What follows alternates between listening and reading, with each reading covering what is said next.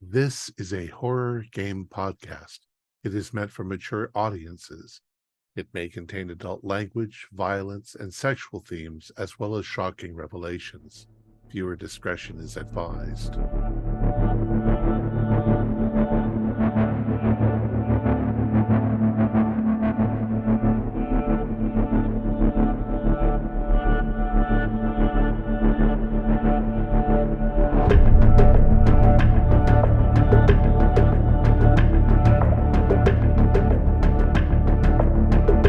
Greetings, fellow investigators, and welcome to our video podcast, Into the Darkness, where my friends and I are playing the Call of Cthulhu role-playing game. I'm your host, Thom Raley. The scenario is Drawn to the Flames. It was written by McLean, who is also our keeper of arcane lore. Before we begin, I want to mention that we get most of our funding through our Patreon site. Your generous support helps us to pay for our website, our club space, and everything that goes into our video production. It's your support that keeps us going, and we deeply appreciate it. So, without any further delay, let's begin our journey into the darkness. Connor? Thank you, Tom. The year is 2024. The day, October 14th. It's been a very chilly autumn in the West Virginia hills, especially for the town of Brookhaven, where recently a little girl, Skyler Winchester, has gone missing. The five of you, for one reason or another, have a very high interest in finding this girl and bringing her home. Whether she's family, a news story just waiting to be written down, or it's just your 9 to 5. We begin at the Brookhaven police station, where Officer Hendershot and McGillis are, along with the rest of you. Currently, you're in a small kind of corner office room, going over anything and everything you have found, which isn't much. And currently, sitting on the table, there is also a missing poster for Skyler. Oh. Have you seen me, Skyler Winchester? Cute kid. Well, they tend to be at that age, that's for sure. I mean,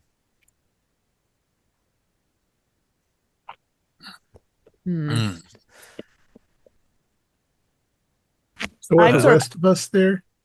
Yes. Yeah, I'm sort of absent-mindedly tapping the side of my iPad as I'm, looking over my notes. We know when she was missing. Jimmy, did you come up with that info, or when did she go missing? She has Today? been missing. She's been missing for about a week now. it was Oh, on the Jesus. on the 7th is when she was there. Her parents reported her and everything. Let's go over our leads again.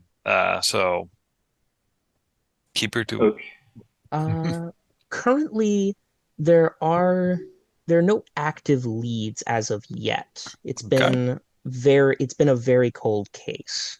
Mm-hmm. Oh, Really? Do the parents have an alibi as to where they were, or half They the were time at it's the parents home. that murder their kids.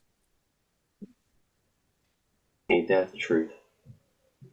Currently, you would know that the alibi of Mr. and Mrs. Winchester is they were at home at the time of the disappearance with Skyler. With Skyler. She had seemingly just vanished from her own room. That was No. the last place they saw her. In Yep. her room. That's what they reported there, Miss McPherson. Time of day? Roughly 7 or 8 p.m., late into the evening. 8 p.m. I'm kind of looking at the crime scene photos of the scene, Hmm. and there's no indication of like an open window, no sign of a struggle, nothing that is there nothing there that shouldn't be there, nothing missing that should, that sort of thing. In the pictures you are seeing, there is a window open. And it sort of looks out to their backyard, which for a little bit is just sort of normal backyard, and then leads into a very dense tree line. Okay. Is this a 1 or 2 story house? Only one story, short house. Yeah. So she could have climbed out. Oh yeah, Somebody yeah, could have come in and grabbed her. yeah. Right. That's a We've good been point. checking that. Did we find any footprints in the yard? No. So yeah. So you know, someone still could have grabbed her, but they would have had to have done something to cover up their footprints and all, with it being Theoretically, it could have been an animal too, but animals don't usually go in through windows into people's houses. no. And- No, that's true. And there would have been signs of a struggle, even or it would have left Blood. like blood, hair, Yeah. claw marks, something. No, Um, I think the best chances is that she probably wandered off herself. Unfortunately, we haven't been able to find anything to pick up her trail where she could have went. Even I that let seems a little odd that she wouldn't have fallen out the window and then cried. It's That's what I thought about the well, wild animal kind of like thing. Mhm. If a wild animal is going to come in, it's going to come in and it's going to make a noise, it's going to do some damage. There's going to be some form of Coyotes and wolves are pretty Mhm. swift. how old is she again? 5. 5. Okay, so I'm definitely I'm standing to my iPad again. Yeah, there have definitely been stories of coyotes taking kids, but they're usually like toddlers at the oldest, not a 5-year-old. It would have. And why didn't she scream? I mean, if it was a bear or something, if she didn't scream, could somebody have come into the house that she knows, and so she didn't? Who's to say they even came in the house? They could have stood outside. Does she have grandparents? None that are alive. She does pretty have good an uncle. hypothesis. Does have an uncle, Yeah. definitely. But that's a pretty good hypothesis, though. Using modern forensic technology, were we able to find fingerprints or anything that indicated that somebody did this? You weren't able to find fingerprints, but there was a strange substance found at the scene. A strange, somewhat purplish hued dust kind of along the windowsill. Did Any kind of Sure. analysis has CSI come back with figure that? out what it is? Or sent that to the So lab. far, they haven't come up with anything. They haven't come up with anything, honestly. It's unknown. It's nothing they've ever seen before. Not plant-based, even narcotic. It's not like fibers from a velvet jumpsuit or No, nothing I like mean, that. Right, and I mean, there's a new drug out there that's been killing people like crazy out in Hollywood, but that's bright pink, not purple. The thing is that anything like that we would be able to identify. So it's Yeah. If CSI would have pulled that up, but it's even if it's perplexing, just I'll like give you baby that. powder that had dye in it, it would still come up as baby powder with dye in it. hmm Oh, so I mean, have we searched the woods? I mean, I'm sure in a week they've searched the woods. Oh, Yeah. Oh, Yeah, I mean, little girl goes missing. You have half the town out searching those woods. That we've got people with dogs out there. I don't know. I mean, the people who did this first search really got some questions to answer. I think we should get back out there and check the scene. We might find something they missed. What you say, Jimmy, Silas, and we can take these good people along. I think we're going to need a lot of people for a fingertip search. Yeah, we'll bring Mr. Farley along. He knows, he's been to the house before. He could help point out And if also, there's he'll something be able out to of place. identify anything that's familial, I guess. Yeah. You got to think like a 5, hmm you know. Some people say I've been doing that for a long time, Silas, but so we'll see how we get on. Well, if we don't solve this in a couple of days, we're going to have to. We've got a whole stack of other cases here that we've got to work on. It's true, but a 5-year-old, maybe we should contact the feds at some point. But we've got no indication they're going across state lines. Yeah. Although I'm surprised no one's called them yet, but like you just said.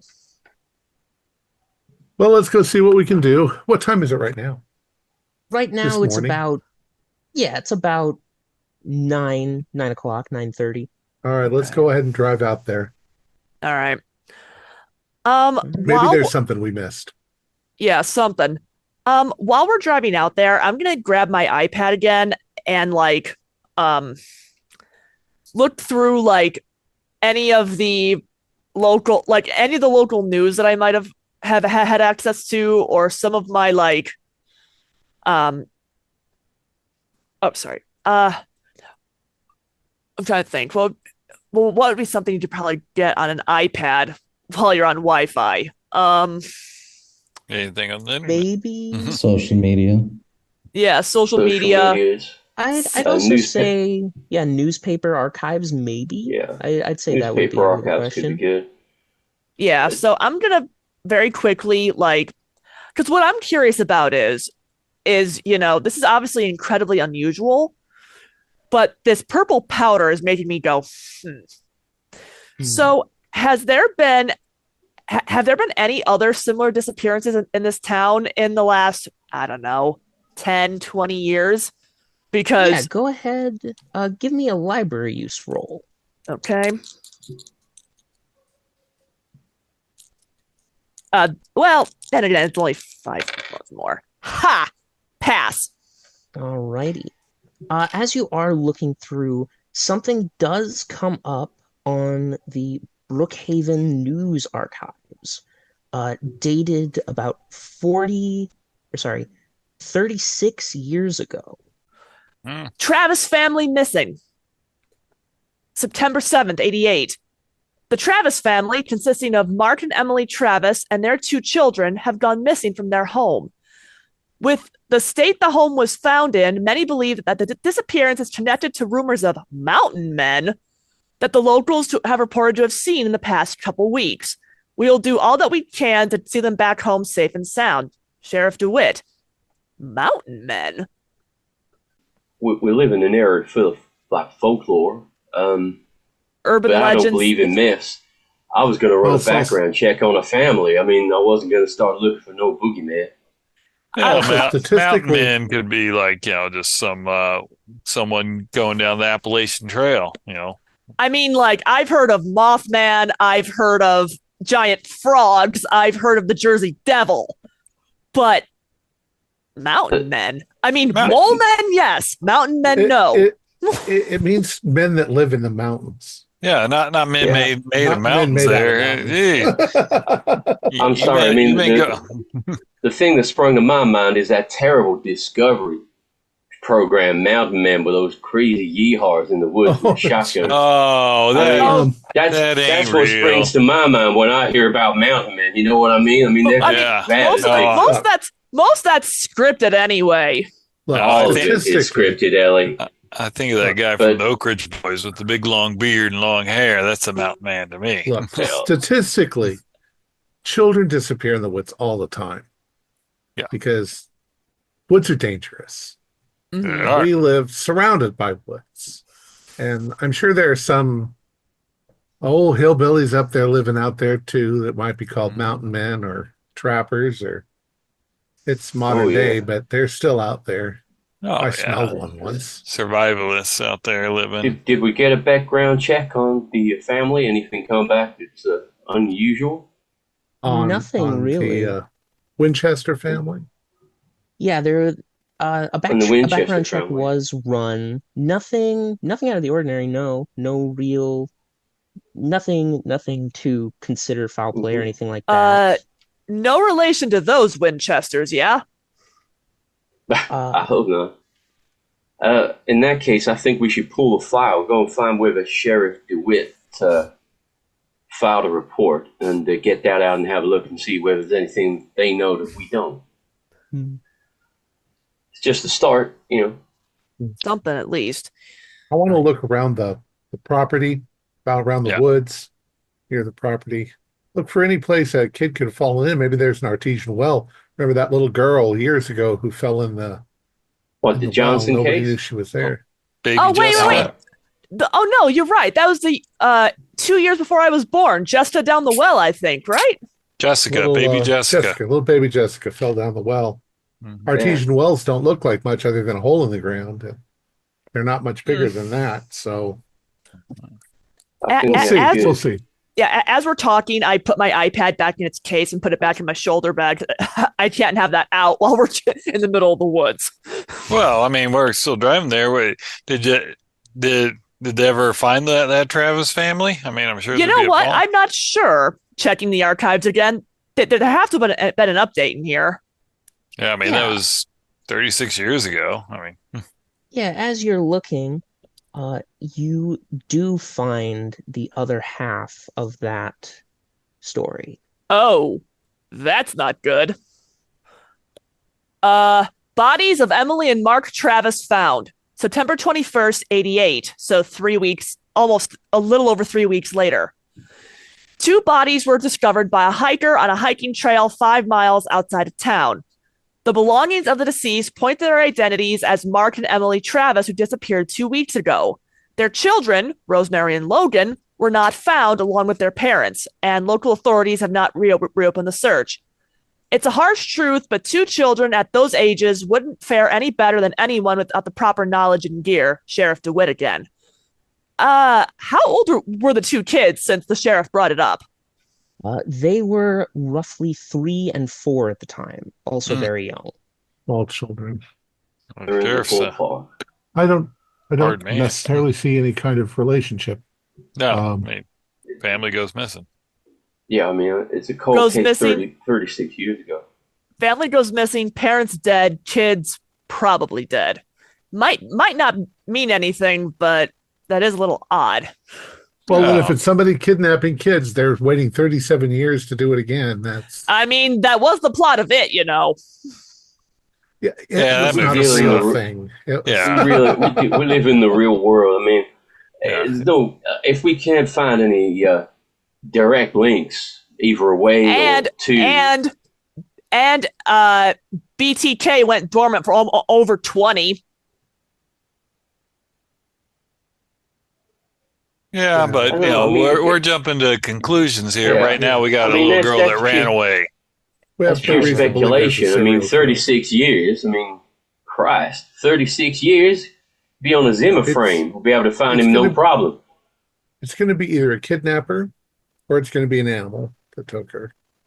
And the fact that there's no blood, that's possible. Could have grabbed her by her clothes and dragged her out the window and into the woods. We got to look very carefully to see if we see anything. A ribbon, a little bit of thread from a dress. Do What we know was she how last was seen dressed? Was wearing? she dressed Yeah. in a dress? Mm-hmm. Yep, that picture is sort of the outfit that she was wearing at the time. Including the hat. Maybe not. Not Okay. 100% Yeah. sure on the hat. Well, Sergeant LeBlanc, I mean, you know, I don't know. You gotta go with the odds that the parents. I mean, their alibi is each other. That's no Is alibi. their We alibi know that, each don't other, we, or Jimmy? is there alibi each other, or were there other people that know that they were? Their neighbors also knew that they were home at the time. Yeah, But yeah, they still could have orchestrated it. But is there any Yeah. reason why? I mean, we'd want to talk to the families. We'd want to see, were they having marital problems? could just be an accident. You know, like the kid's like sick, the dad gets mad, hits it wrong, and you know the wife. They'll I'm normally hoping call the hospital. I'm hoping it's not, but you know, Yeah. but Well- I mean, she's gone. Eventually, get as down you there guys and all have a drive search. in, yeah, you get to the front of the Winchester house. It's not very big, only about 1 story, kind of in the style of more a log cabin, but Mhm. decently big. And yeah, you park right outside. There aren't any lights on, but the windows are open. Curtains pulled up. And yeah, you could see Let's see. there's a few What time you small got? kind of flower beds. What So time is it? far, well, Only about 9:30 at this point. It's not too long a drive. Yeah. I say I was Car in the scouting the car. woods in their yard at the time, so I'm like walking around there. Yeah, you might see Taylor making his rounds around the perimeter. Okay. See if there's Mm. oh uh do we know Mr. Farley yet, or is this the first time we've seen him? I believe he's made his interest in the case very clear. So yeah, you probably have all heard of Mr. Farley. There's Mr. Farley. Oh yeah. Well, Let's he get wouldn't be out. too far I from here. I don't believe I've actually met him yet. I'm not hanging around the station a lot, or He's the as much as mother's the rest of sister, you. mother's brother, Oh, uncle. all Mr. right Farley, then. have you found anything? Hey, goes, walks right up and shakes your hand. Detective, you catch that son of a bitch yet? I've been out here setting traps, and I got my dogs out here for days. Wow. I What admire kind your of tenacity, traps? Mr. Farley.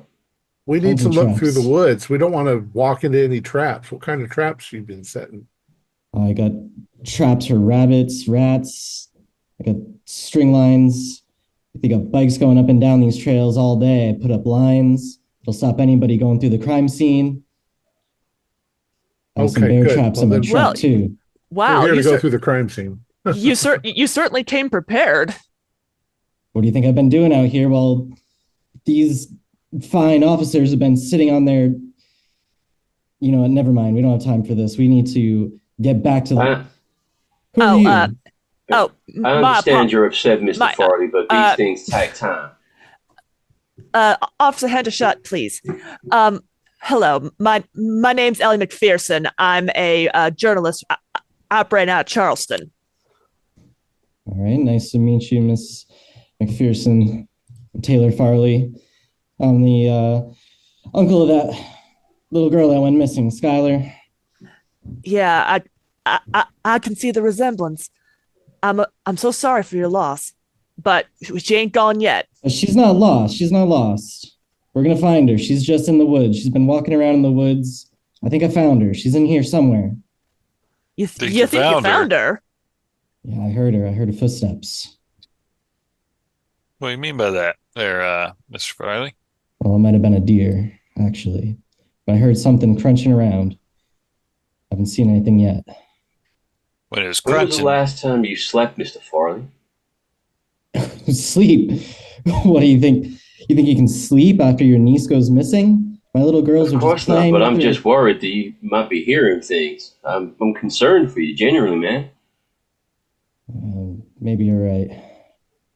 I mean, don't get me wrong. I understand living on coffee, but even I have to sleep sometimes. I'm no good if I don't. Coffee's So a I'm good going to idea. start working my way around. If the window is here, I'm working my way around the edge of the woods that are Yeah, directly. you're kind of you're making your way around. Go ahead and give me a I'm spot looking. hidden. Okay, I'm looking for cigarette butts, anything that might have been dropped by a person. What was it? You said spot hidden? Yes. Yeah, no, I didn't pass. I got a 79. No, you're checking the ground, any nearby trees by the line, and you're not really seeing much of anything out of the ordinary, really. But you Is there do any kind of... see Go ahead. you do see that the house doesn't have a fence around the back, so it's basically just open backyard leading to the Yeah, woods. a lot of And those. yeah, and you could see the police tape still kind of over the closed window, and you can see a little bit into Skylar's room. Is there anything, when I look at the woods, is there any place that looks like it would be a natural animal path that would lead out into the woods, like a deer would make, or a coyote, or... Yeah, there you can definitely see the startings of some kind of near the tree line, but once they go about 10, 15 feet deep in, you kind of lose them. I was going to go into the house. I was wanting to look through the little girl's room again. Yeah, you head on up and you I'll knock on the door. I'll come with you. Oh, thank you. I'll go around and help Silas. I think I could be more help around there.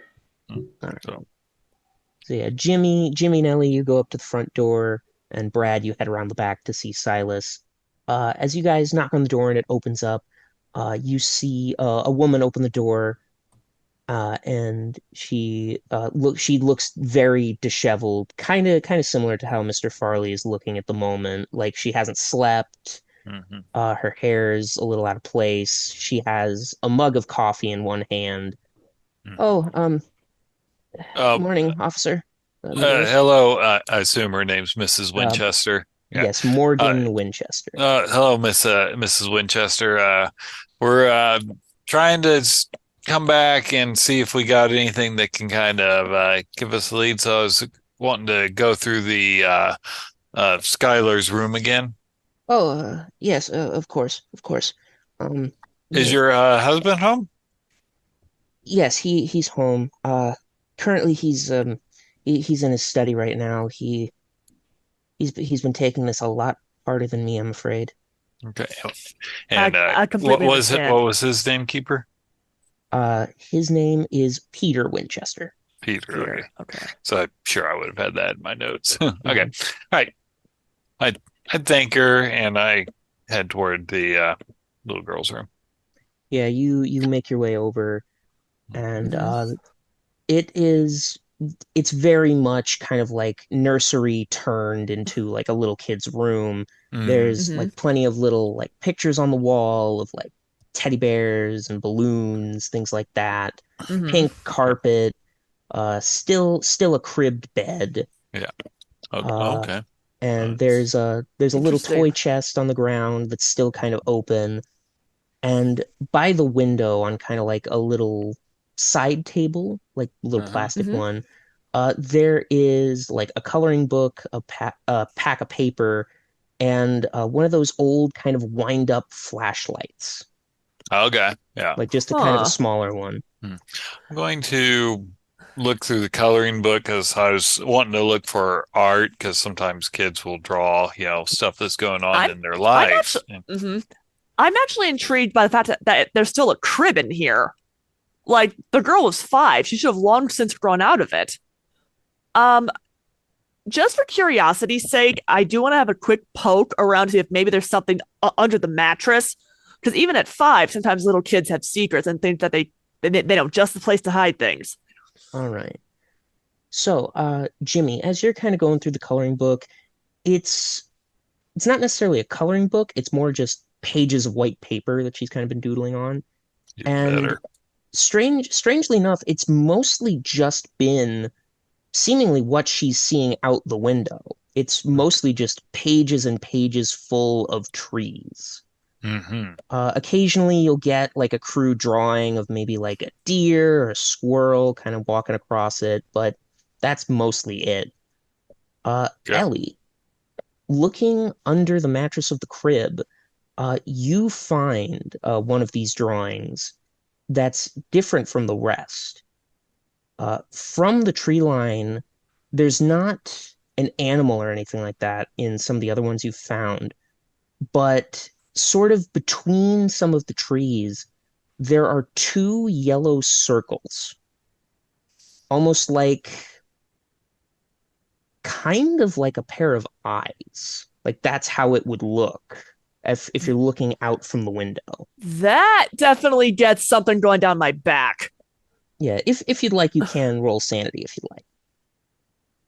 Well, I guess I will, but it is just a tad bit creepy. Yeah, Yeah, that's a fail. only one. Yeah, I figured. Yeah. So yeah, it definitely sends a bit of a chill down your spine as you kind of like, ooh. What you got Hey, there, Miss McPherson? oh, oops, hold on, I filled out the wrong thing. Um, it looks like I found a drawing. Looks like she'd seen something else out there at some point. I hand it over. Hmm. Hmm. Interesting. And so you said it's just like eyes in the forest or something? Good. Yeah, two kind of yellowish orange eyes looking from the trees. Probably some fireflies that her imagination took her on. Yeah, probably, but you know how kids can catastrophize things. I'll take your word for that. I don't have any. All right. I mean, you don't remember being a kid and having things look a lot bigger and scarier to you? Yeah, it was a long time ago, but yeah, I get what you're saying. And we'll go out the window to the back of the house where Brad and Silas are. Out there too. And Taylor has joined them as well. So yeah, the three of you are outside, still kind of just looking around, seeing what's what. I imagine the. Oh, sorry, Silas. Go ahead. I imagine a lot of people crawled all over this place. So have anybody left any trail? Is there any chance for me to track around here? Yeah, go ahead, give me a track. I tell them we had all the boys up and down these trails last couple days. Yeah. That's a fail, sadly. Yeah, unfortunately, as you've said, there have been so many people coming through and from the tree line recently that it's all just kind of a mishmash of different footprints. Mr. Farley, what would you say your experience with the girl was? Did you babysit? Did you come over? Did you hang out with the family? Are you concerned more for your sister than? Well, I got two girls of my own. My little girls, they come over here, and they play with Skyler all the time. So they were playing with her just the other day, right before she went missing, and I mean, I don't know what could have happened to him, but she's my little pumpkin.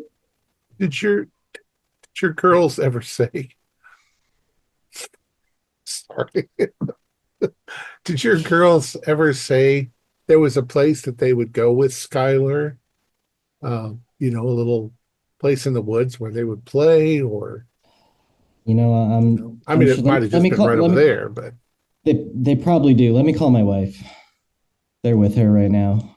I got a farm on the other side of town. I don't like the girls going over there too often, but sometimes what kind of farm? Seasonal, it's a sheep farm, lambs. Sometimes when the seasonal lambs come in, the girls like to go see them, but they start naming them, and then what happens, and they get all sad. So I don't like them going over there too much. We got a horse business. We do horse rides over there and stuff. So sometimes they come over. Usually I try not to keep them over there too much. I'll get on the phone. I'll call up my wife. She should be at home. Yeah, it rings for a couple of seconds, but your wife does pick up. Hey, honey, how's it going over at Morgan's?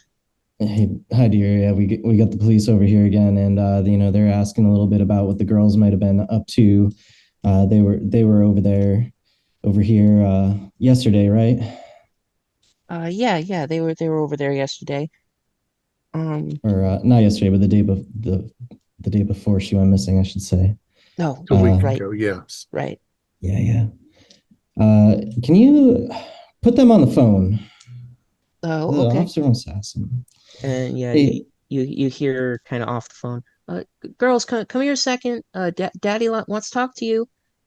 Yes, Sorsha, Brianna, you hear Daddy?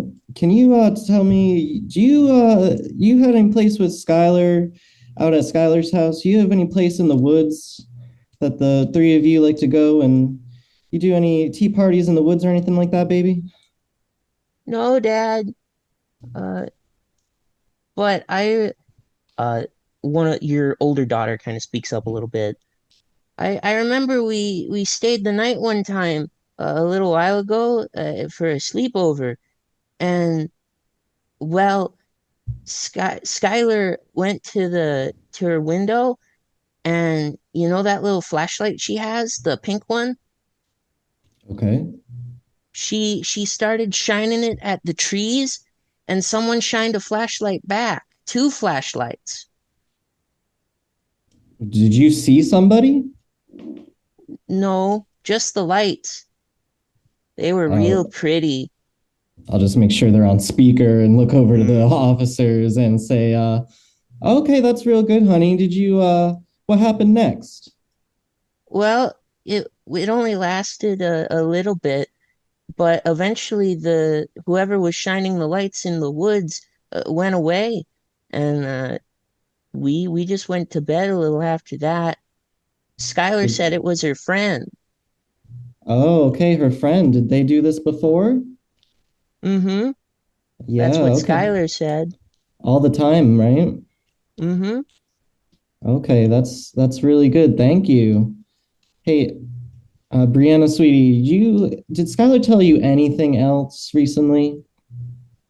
You talk No, about anything? You she can talk about the said, pony.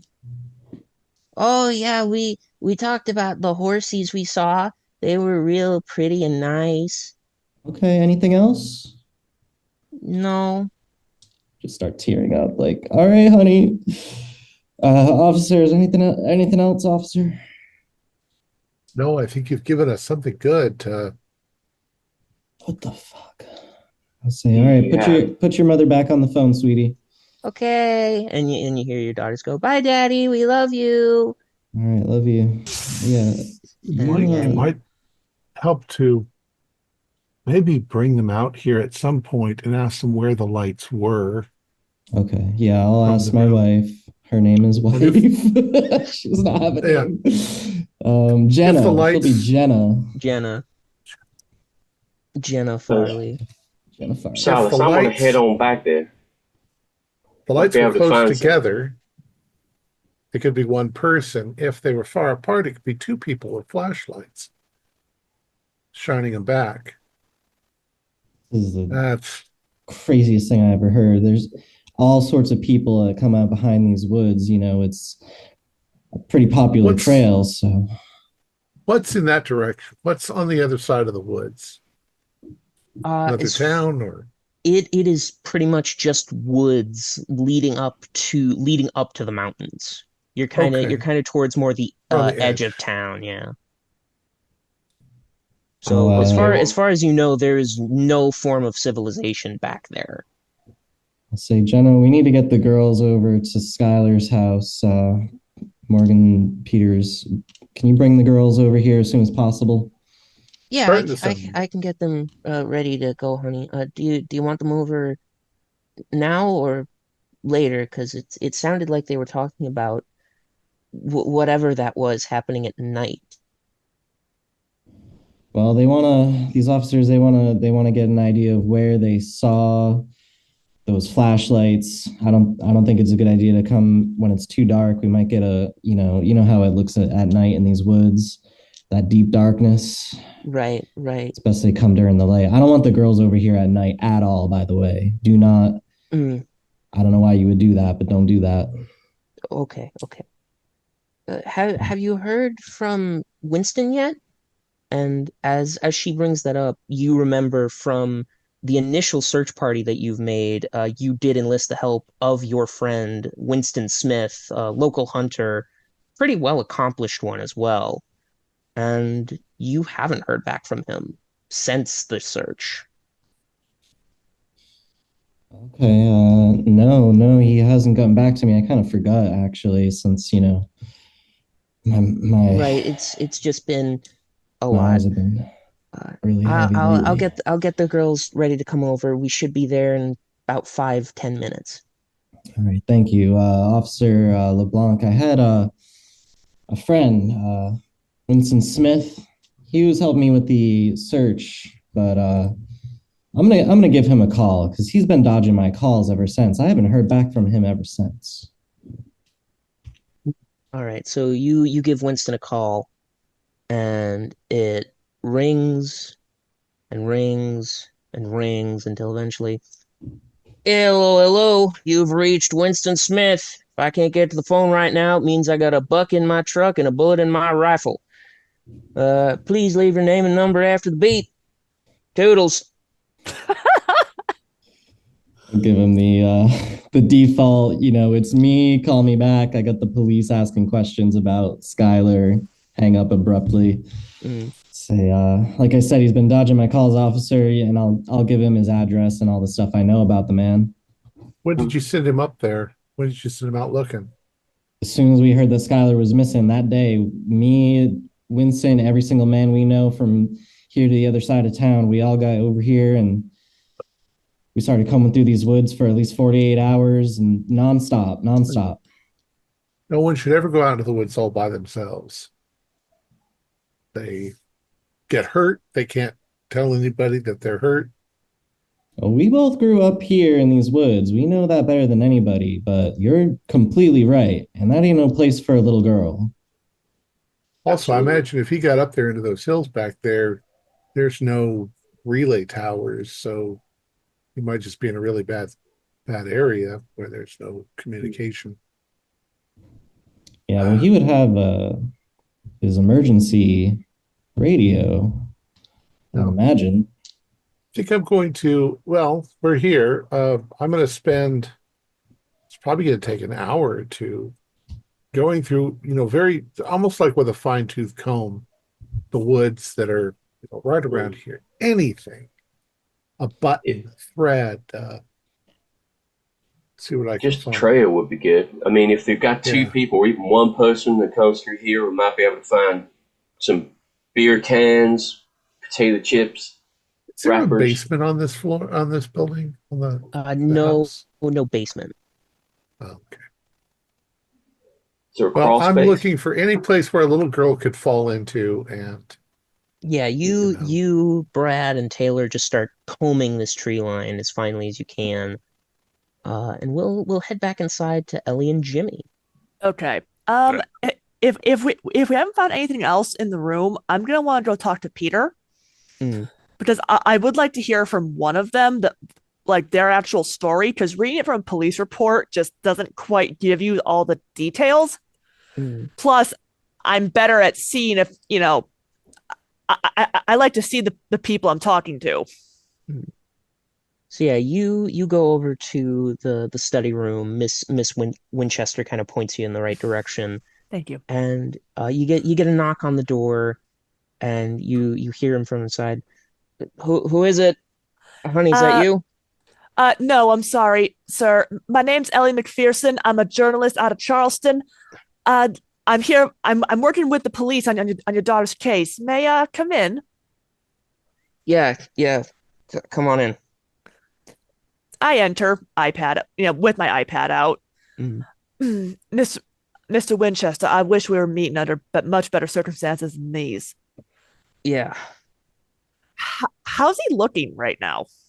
Go ahead and give me a psychology roll. Okay, pass. He's clearly in distress, but he also seems kind of off. You're not quite sure why, but he's got a strange look in his eye. His speech is slightly slurred. It doesn't seem like he's drunk per se, or under the influence of any drug, but clearly he's inebriated in some way. Okay. I'm thinking to myself, perhaps in vino veritas, but we'll see. Mr. Winchester, now I've only been, first of all, I want to first tell you that I'm so sorry about what's happened to your poor daughter, and we're all doing everything we can to bring her back safe. But as part of the investigation, I know you've already given your story to the police, but there's sometimes a police report doesn't quite give me all the details that I could possibly use. Would you mind just one more time telling me precisely what happened that night? Yeah. Me and my wife, we were in the living room watching TV. We had we hadn't gone to bed yet. We simply weren't tired, but we'd sent Skyler off about an hour before. And it was quiet, nothing was happening. I went up to go check on her just to make sure she had, fallen asleep. She's been staying up late at night recently, saying something about lights in the trees. I'm thinking it might be fireflies or something. It's nearing the end of their season. They might be flying around. But when I went up there, the window was open. She wasn't in bed, and there was this weird smoke in the room. I don't know how to describe it. Like Smoke. like a fog, like this thin thing hanging in the air. And I called the police as soon as I could. Um, this is mostly lining up. This is mostly lining up with the police report, but some of this is new, obviously. Well, I told the sheriff. I told the sheriff. Sorry, sorry, Keeper. That was player talking, not character. Oh, my bad. Um, hmm. Okay. Hmm. When you when you're saying something hanging in the air, what do you mean? You know how when you smoke a cigarette, there's a little smoke hanging in the air after you Oh, do, all right, like a smoke trail or something. except it was way too big to just be a smoke trail. It's almost like someone opened like a bowl or something containing you know how on those cooking shows they open up the dining tray and a little bit of smoke comes out of that. It almost looked like that. Like it's just went off in the middle of the room, and I I don't know what it was, but for the life of me, I've been feeling terrible since I smelled it. All right. Upon hearing that he said he smelled it, I'm gonna take a look at it. I'm gonna sort of study him a bit more. Mhm. First of all, do I think he's bullshitting me? Go ahead. How good was your psychology success earlier? I got a 32 out of 50. I'd say he is being truthful. Like you can Okay. tell he believes every word he's saying. He is telling the truth. It's you smelled the smoke. What did it smell Yeah, like? like I can't really say. It was just bad. Like meat gone bad. Ooh. When when are Jen and the kids getting here? Um, I'm sorry, sir. I don't know what you're talking about there. I'm assuming that must be Mr. Farley's wife and kids. Yeah, yeah, they should be coming here soon. It's always nice to have family around you at times like these, but are you sure you're all right? You seem a little unsteady on your feet. I I don't know. I don't know. Do you need to do you need to call head to a doctor's, maybe the hospital? No, no, I'm all right, man. I'm okay. All right, I didn't want to impose, but I'm just concerned for your health's all. Thank you. All right, I'll leave you to it then. Thank you.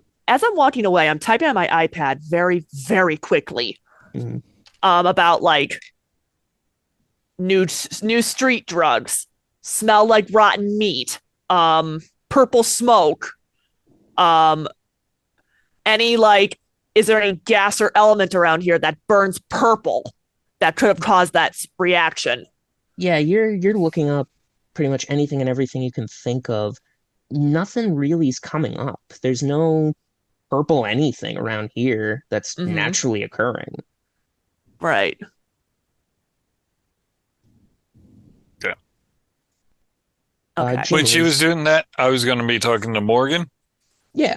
So Yeah. we'll say as that conversation with Ellie is going on, this one's also Mhm. happening. Yep. Uh, Yeah, Okay, so she's kind of sitting in the kitchen. She's mhm. still nursing that coffee mug, and there's still that same pot of coffee kind of sitting on the stove, kind of Mhm. simmering. Oh, you need me to refresh your cup there, Morgan? Oh, no, no, no, thank you, officer. Would you like a cup while you're here? Um, no, no. He gets the bowels moving on me, and I'm out here in the middle of nowhere. I don't need that kicking in. So I just go through this. We're trying to cover all our bases and try and find your daughter and all. So you and Peter, you guys were watching TV at about 7 o'clock Yes, yes, that sir. night, right? What were we watching? Lawrence Welk, Hee Haw? We've been getting into cooking shows recently. Peter's new obsession loves to test things out in the kitchen. Oh yeah, cooking shows and stuff and all. And is it Mhm. normal for the for Skyler to be in bed at 7 o'clock? Oh yes, we always try to get her to bed around 6:30, 7 o'clock. Don't want her staying up too late. Don't want to stand up too late. I hear Mm. you, and stuff like that. But she, she'd been looking out the windows drawing pictures. I saw. Yes, yes. She has an artist's gift. Yeah. Never stops looking out that window and drawing every little thing she sees. Okay. What kind of food does Peter cook after watching those shows? Well, normally he doesn't cook since it's so late, but sometimes if a dessert pops up that he really wants to try, like a little lava cake or a brownie, he'll always want to do that, but Hmm. I can normally talk him out of it. Does Skyler get up when he's cooking? I mean, I know when I was a kid, I'd smell that dessert. I'd want to be getting up. No, not really, now that Not you really. mention it. Good kid, huh? And all. Mm. How's Skylar's social life been? Like, I know her cousins have been coming around and all.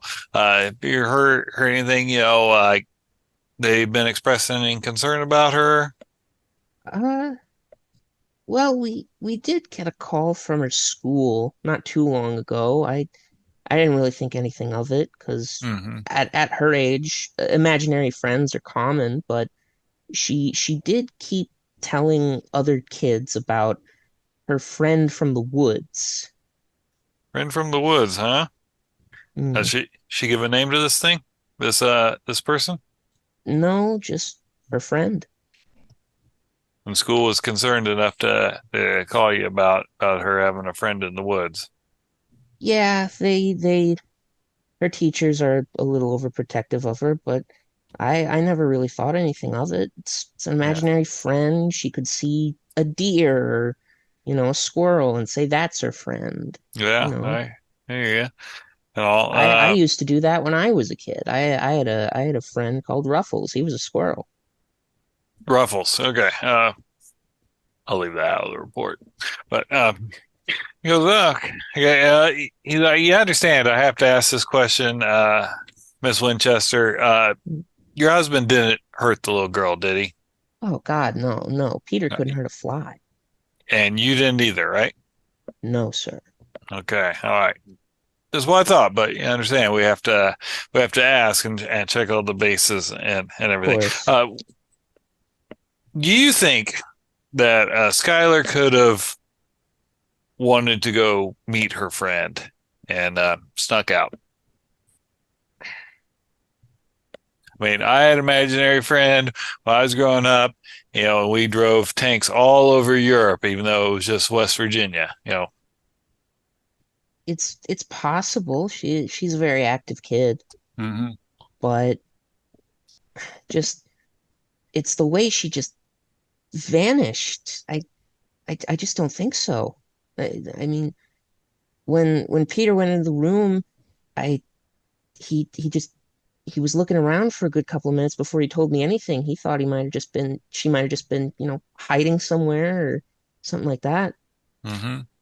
And when he opened the door, there was this just horrible smell of Oh just yeah, like she something had been rotting.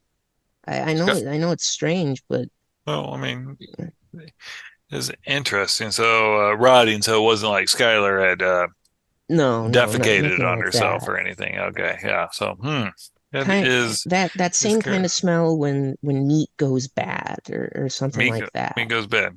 I'll be honest. I didn't smell anything when I was in the room just a moment ago. So, I Yeah, mean, and Peter normally, said the smell went away too hmm, the next day. the next day. Okay. Hmm. Curious. All right. How's Peter been doing? He's been taking this whole thing not very well. He's mostly in his study all the time. I can't even really get him out for food or water or anything like that. He's He's not been look. cooped up. He's not looking around for her or anything, huh?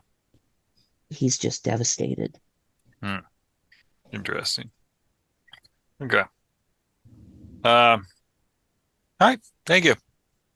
Of course, officer. Hmm. Yeah. And yeah, Elliot, about this point, you step out of the study after talking with Mr. Winchester, and you see Jimmy and Morgan sitting at the kitchen table. Hmm. Oh, And I'm muted. There we are. Uh, enjoying your coffee, I see. Um, I've just had a very enlightening talk with your husband, Mrs. Well, Winchester. Thanks very much. why don't we thank you, Miss Winchester. While me and Miss McPherson converse outside. Of course. I think I saw the other officers and Taylor heading around back. Hmm. All Yeah. right. All right. Yeah. And as we step outside, I kind of lean over. We don't want to let one person's story affect the other person's story, just in case. Right. But it appears we talked to him at the same time, so they wouldn't have time to Yeah, coordinate but anyway. you come in there and you start telling a story. She starts telling the other one. But anyway, I appreciate that. Uh, Morgan was talking about rotting meat. Mr. Winchester brought that up too. Now, here's the real odd part, because he was the one that went to her room. Mm-hmm. He That's what swears up and down that he saw purple smoke in her room. purple smoke. Like, like, you ever watch the show Crime Scene Kitchen? No. Or any type of show where, like, they got to use dry ice to make a lot of fog? Oh, I Apparent, mean, I've been to shows where they use dry ice to make fog. Yeah, I know. I know yeah, what it you're was talking about. apparently it was kind of like that, but purple. Purple, huh? You didn't And notice any like colored bulbs in the room because like a night my daughter's got my niece has a nightlight that's got a little bit of a color to it and stuff. I not that I recall, Keeper, did Huh. we? Yeah, there was a Actually, nightlight, but it was a standard kind of whitish yellow bulb, Yeah, no right. color to Okay, it. yeah. Okay. All right. Yeah, I didn't see anything like that. But no, he also talked about the smell of rotten meat. There was Hmm. one other thing though. Oh yeah? Because I think Mr. Winchester got a face full of whatever it was, he's let's just say I thought maybe I'm pretty sure he was telling me the truth because in vino veritas, shall we say? I I don't speak Spanish. Sorry. He seemed a little inebriated, but Ah, not on anything that I've ever seen. Like I've seen alcohol, I've seen all the types of drugs you can think of, and he wasn't acting like any of them. But he was just a tiny bit off yeah. I since he was mean, the he has been sleeping according to his wife. and there is a thing where it's like what is it? 48 hours with no sleep, you're legally insane, something like that. Legally drunk. I wouldn't say insane. Well, let's let Sergeant LeBlanc know about that. All right. Sorry, I Yeah, had to go over that way. as you guys start making your way to the back of the house, you see uh what kind of car would your wife drive, Mr. Farley? we don't have too much money, so just like probably my spare sedan, just a beat up old tan sedan. Yeah, that car starts kind of pulling down the drive, and it gives a short little honk before it parks in front of the house. And you see Miss Farley and their two children kind of hop out of the car and start making their way to the house. Over to him. Mhm. Girls, And yeah, at this point, all you guys kind of convene around back. Mm-hmm. come on Got over it. here. We relay our information to Officer Hendershot and Sergeant LeBlanc that know about all that. I doubt I would mention the drawing until like they mentioned the two flashlights. Then that would probably be where I would make the connection. Right. I sort of fill in. Very loudly Girls, telling could them. you show us where you thought Yeah. you saw the flashlights in the woods? Come on, girls. Let's help out the nice officer. Show us what you saw. Okay. And they kind of walk over to the tree line with you guys near them, and they point to a small cloister of these like trees where if you were standing behind it, it'd be very hard to see if you were like average human height, like 5 feet and below, you'd be pretty well hidden. But they Pretty point dense. they point a lot further up than a normal person would be at two spots very close together. Right up there. Would it be about the height that was in the drawing? Roughly, yeah. Maybe a little shorter than the drawing, actually. Okay. I'll Because take. again, Not they're the little drawing's kids. Their accurate. arms are a little short. I got like one of those flashlights that has like a handle on it and everything, and Mhm. I'll hold it at my normal height, and I'll say, "You mean down here, right, honey?" No, up there. And they're pointing to about like almost halfway up one of these trees. Does it look like you could climb the lower branches and get up there? Probably not. This tree's a bit younger, so the branches that it's sprouting are too weak to support human weight. How close were they together, the eyes? About that close, and about that big. And approximately how far away from where they were standing? Like They were 'cause they were in the house. Oh, they were in the house, and that's Yeah, how it's far about- from the tree line? Probably about. Well, Yeah, it's not too far. Probably about 20 feet. At this point, I type something onto my iPad and discreetly tilt it so that most of the adults can see it. How big is this thing? it's not necessarily big at all. You shine a flashlight out the window at something, and if it's any one of a dozen animals that has nictitating membranes in their eyes, it's going to shine back like flashlights.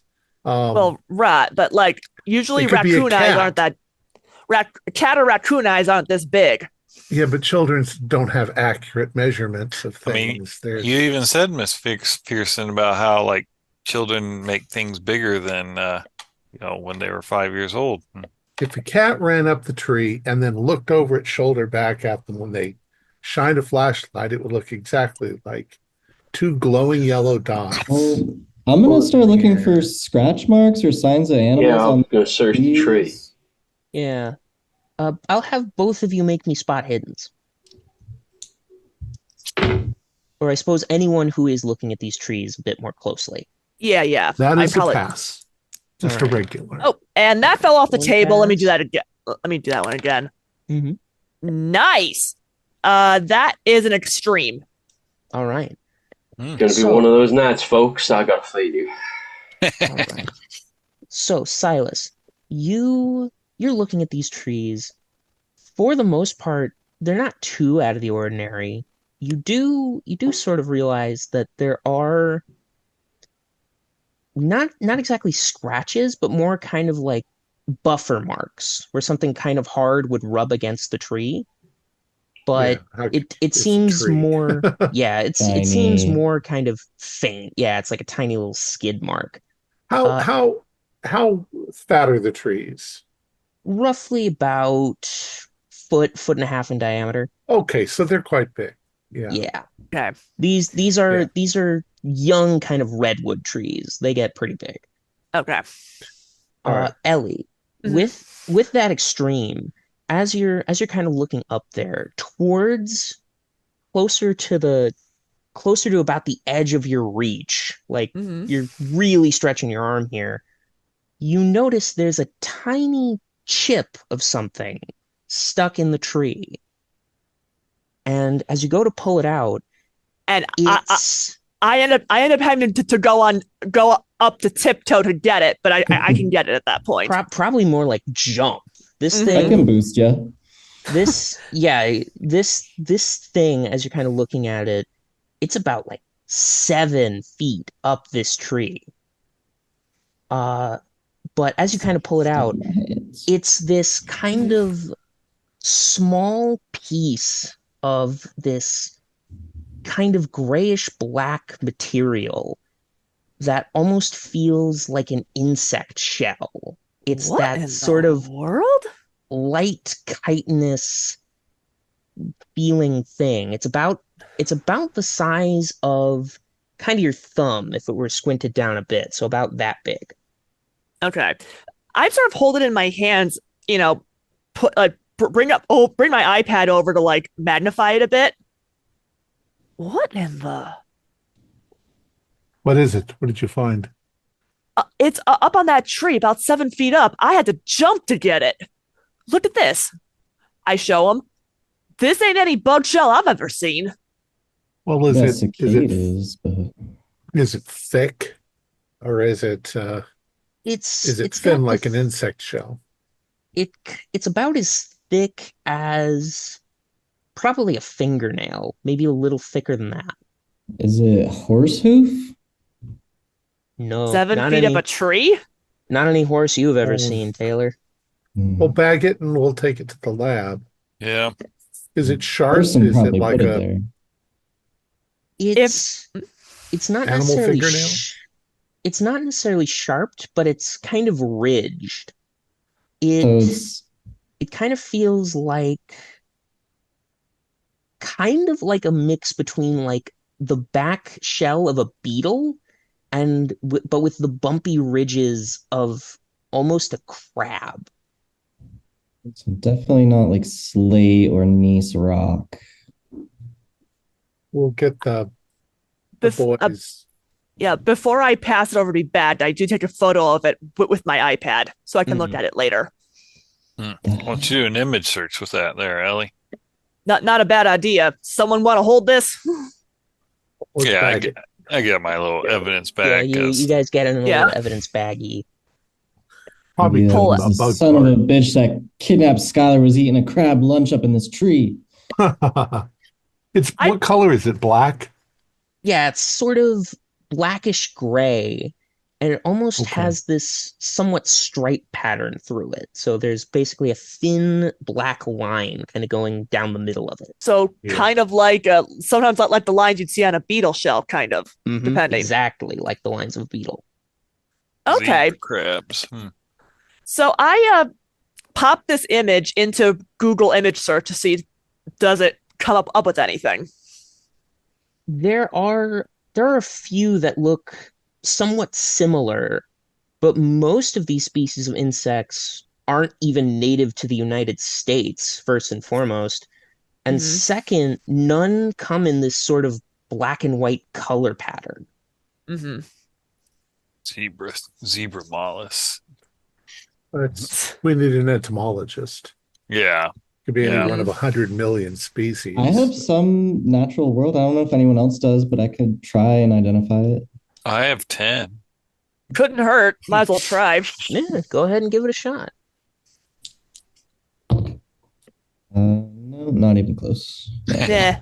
Yeah, your area is mostly livestock and horses. You don't really know a whole lot about bugs. I can tell you what it's not. It ain't a lamb. It ain't a horse. It could be horn, but it does not look like ram horn or anything. They make a knife out of something like that.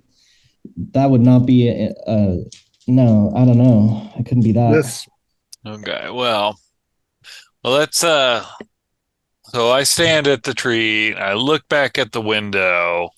I assume it's a pretty straight shot. Pretty much, yeah. Okay, and then I'm going to turn around and I'm going to look 180 degrees out from where the window is and into the forest. Is there any like trail or, like other trees that have been like, what'd you say, buffed? Yeah, go there's a bit of ahead. trails. They just don't go very far. Go ahead and give me either a track or a spot hidden. I got a pretty good track, so we're gonna I go with actually do that. too. Yeah. Yeah. I got a regular success on my track. All right. You're looking down these trails, and there is sort of a very thin kind of animal path, probably from a fox, maybe a rabbit, Okay. but it's not very big, not very wide, and neither of those animals could climb that high. Maybe a Right. fox, but it'd have to be one athletic fox. Mm-hmm. Huh. Coon I'm could have done it, or still gonna press a little into the woods and kind of look around and stuff. Not gonna get so far that you Lose sight of you. lose sight of the others. I'll go with Jimmy just in Mhm. case. I'm gonna Mhm. talk to my family.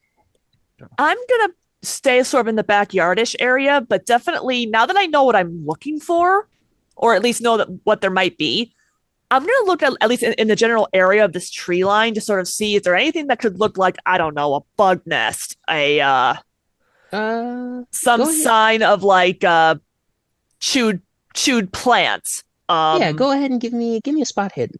Okay. I want to just suggest maybe Peter or Morgan may be able to identify what that is. Maybe they have something matching it in the house. Do I want to spend the 6 luck? Yes, you do. Mhm. All right, I'm gonna spend the 6 luck and pass that. All right.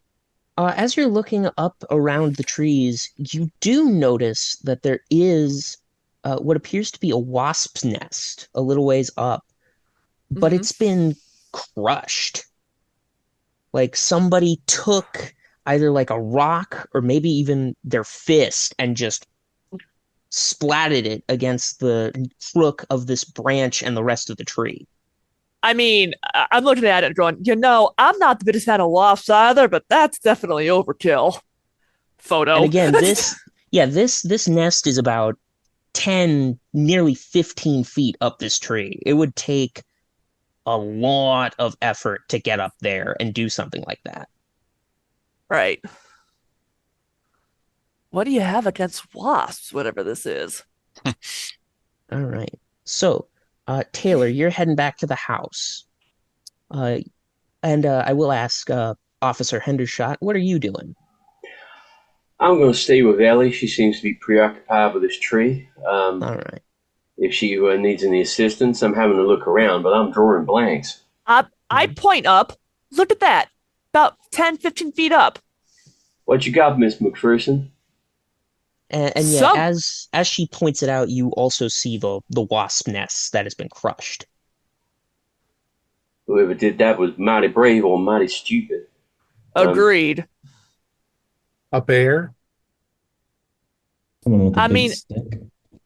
I mean, they can climb, but most bears wouldn't want to tangle with a nest of angry wasps. They don't Bees, mind maybe. bees. Yeah, but they got honey. Get nothing out of who eats wasps? Well, they don't actually go mostly for the honey. They go mostly for the bees and the larvae. Mm-hmm. Are there any bees flying or any wasps flying around now, or is it all dead? You don't see any wasps, but now that you mention it, there is a lot of insectal buzzing. Like more than normal. Like you're not hearing as many like bird calls or like deer sounds or anything like that. It's mostly just a faint buzz that's kind of blended into the background of the woods. What time of year is this? You said This is October. yeah, October. so late fall, starting to get to winter, and Hasn't had it to has. freeze to kill everything off yet. Right. So yeah, Taylor, Yeah. you're making your way back to the house. You see your wife and your kids hanging out with Morgan in the kitchen. Yeah. And Yeah. as you step in, they're like, "Daddy," and they go around, they give you a hug around your legs. Hey, girls. Yeah, stay inside, girls. I don't want you playing in those woods anymore. Hey, now I'll get down closer to their face and I'll just say, go ahead and tell me one more time. You said that you and Skyler were playing in her room when you saw these like flashlights up in the tree when you flashed your flashlight and they flashed back, right? Uh-huh. And was there anything else? And I'll kind of look up at Morgan because I think they filled me in a little bit about the smells and stuff and the smoke, right? Yeah, a little bit. I'll just say, well, just implying that everyone should pay attention to what the girls are saying and just say, did you see any smoke or smell anything that day? No. No. Did Skylar say anything about a weird smell or any smoke coming Nuh-uh. through her window, like purple smoke? Were you playing with a purple light? No. But No. the person in the tree is playing with their flashlights. When Skylar flashed at them, they turned theirs off. And then when we turned ours off, they turned theirs on again. Uh-huh. How long were they shining their flashlight in Skylar's window? Only for a little bit. A little bit.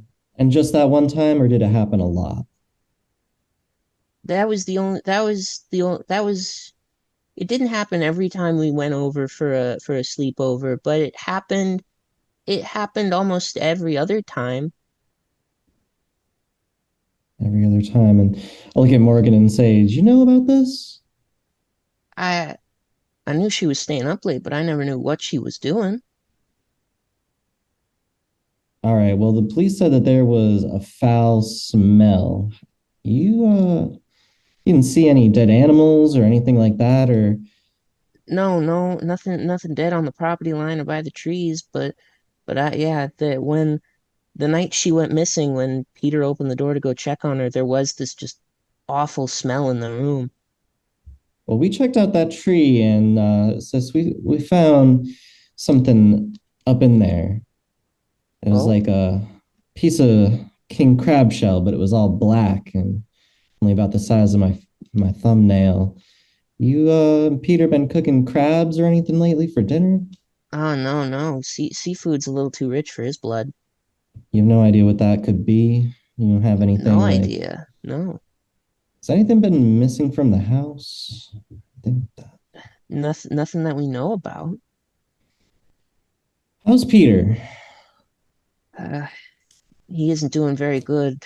If you want, you can talk with him. He's in the study. No, I probably best I shouldn't.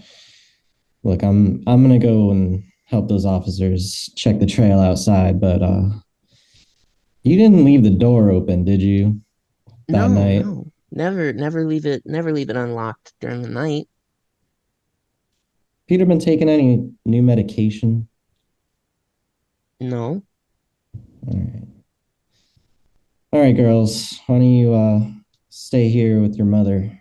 I might have some more Okay, questions for you Dad. all. And yeah, they're kind of just drawing on the kitchen table. They got a couple pieces of paper and some crayons. Yeah, I'll kiss them on the cheek. I don't want to scare them too much, so I'll head back out. Hmm. Uh, I would have set up small game traps and stuff along the trails. I want to check them. Maybe a small animal might have got a piece of Skylar's clothing or something like that and got Yeah. caught in a trap. Could I do Yeah, go my skills ahead. are? Yeah, go ahead. Give me. We'll call this tracking. I'll spend a little luck. Yeah, I'll spend one to just get a regular success. Alrighty. You're checking a couple of the traps that you set up in sort of the nearest area in the tree line a bit. You probably pass Ellie and Brad as they're looking through the trees still. And as you're going through, in one trap, you have caught something. There's a rabbit in the trap that it's dead. It looks like something crushed it. And In the trap. While it was in the trap. And the trap's not crushed. The trap is crushed. It is crushed. It's the whole thing. Holy shit. And as you're looking at it, go ahead and give me a spot hidden. Ooh, that one is an extreme. You notice that kind of out of the corner of this rabbit's mouth, where, there's obviously going to be a little bit of blood, or I should say a decent bit. You notice that it's kind of glowing a little. Like And white not- light or the color of the blood glowing or green glowing? It's kind of purpley, like purple mixed with that kind of dried red. Officer? And Brad, you're Find probably the something? closest one to hear it. What's up, Don't touch it. Taylor? Don't touch it. Just point with a shaky finger. They got Okay. purple, radioactive, mutant squirrels in my trap. Well, let's not jump to conclusions, Mr. Farley, but you certainly found something there. And purple's starting to give me the ick. No, yeah, me too. Taylor, I point up to the tree. It's what Officer Hendershot and I were looking at just now. I point up to show the wasp nest. Mm. Well, normally a wasp up that high, we wouldn't even bother getting rid of them, but that was crushed. This cage is made of steel and it was crushed. Something has crushed several things around this property. And I bet if we follow this trail and we find anything else looking crushed, it is going to lead us right back to whoever done crushed it. Although, if it's tall enough or can leap high enough to crush that wasp nest and strong enough to flatten your trap, are we sure we want to? That's certainly Looks more something and more bear. like a I think bear. we should get Officer, there Jimmy and was- Silas back here. There was one other thing. My girls, they said you got it wrong about the flashlights. It wasn't like a reflection from any animal's eyes. They said when Skyler flashed her flashlight, they stopped flashing theirs, and the opposite. Like, Maybe whatever it is doesn't like light. They were playing some kind of communication game. Yeah. there's intelligence kinda, at least. Yeah, I'm going to kneel down by that trap, Mhm. and I'm just going to kind of, because You're gonna give it a whiff. yeah, because hey, they talked about bad smells before. I mean, obviously this rabbit's dead, but I doubt Yeah, it go started to ahead. rot. Go ahead and give me the Into Darkness patented smell hidden. It is patented. Yes. Be careful. Oh God, 99. Oh, these allergies, they got me all stuffed up. Yep. You smell like flowers. Yeah, it's just every time you try and take a whiff. Yeah. You okay there, Jimmy? Oh, the pollen and stuff's got me all stuffed up. Let me do a farmer's Kleenex here and just kind of lean over and Whoa. Okay. Let me know if you want any help there, buddy. Right here, okay? Keep that stuff to yourself. I appreciate that. Would I know, I don't know this in real life, but is it possible, could a bear even crush a hunting trap with its paw?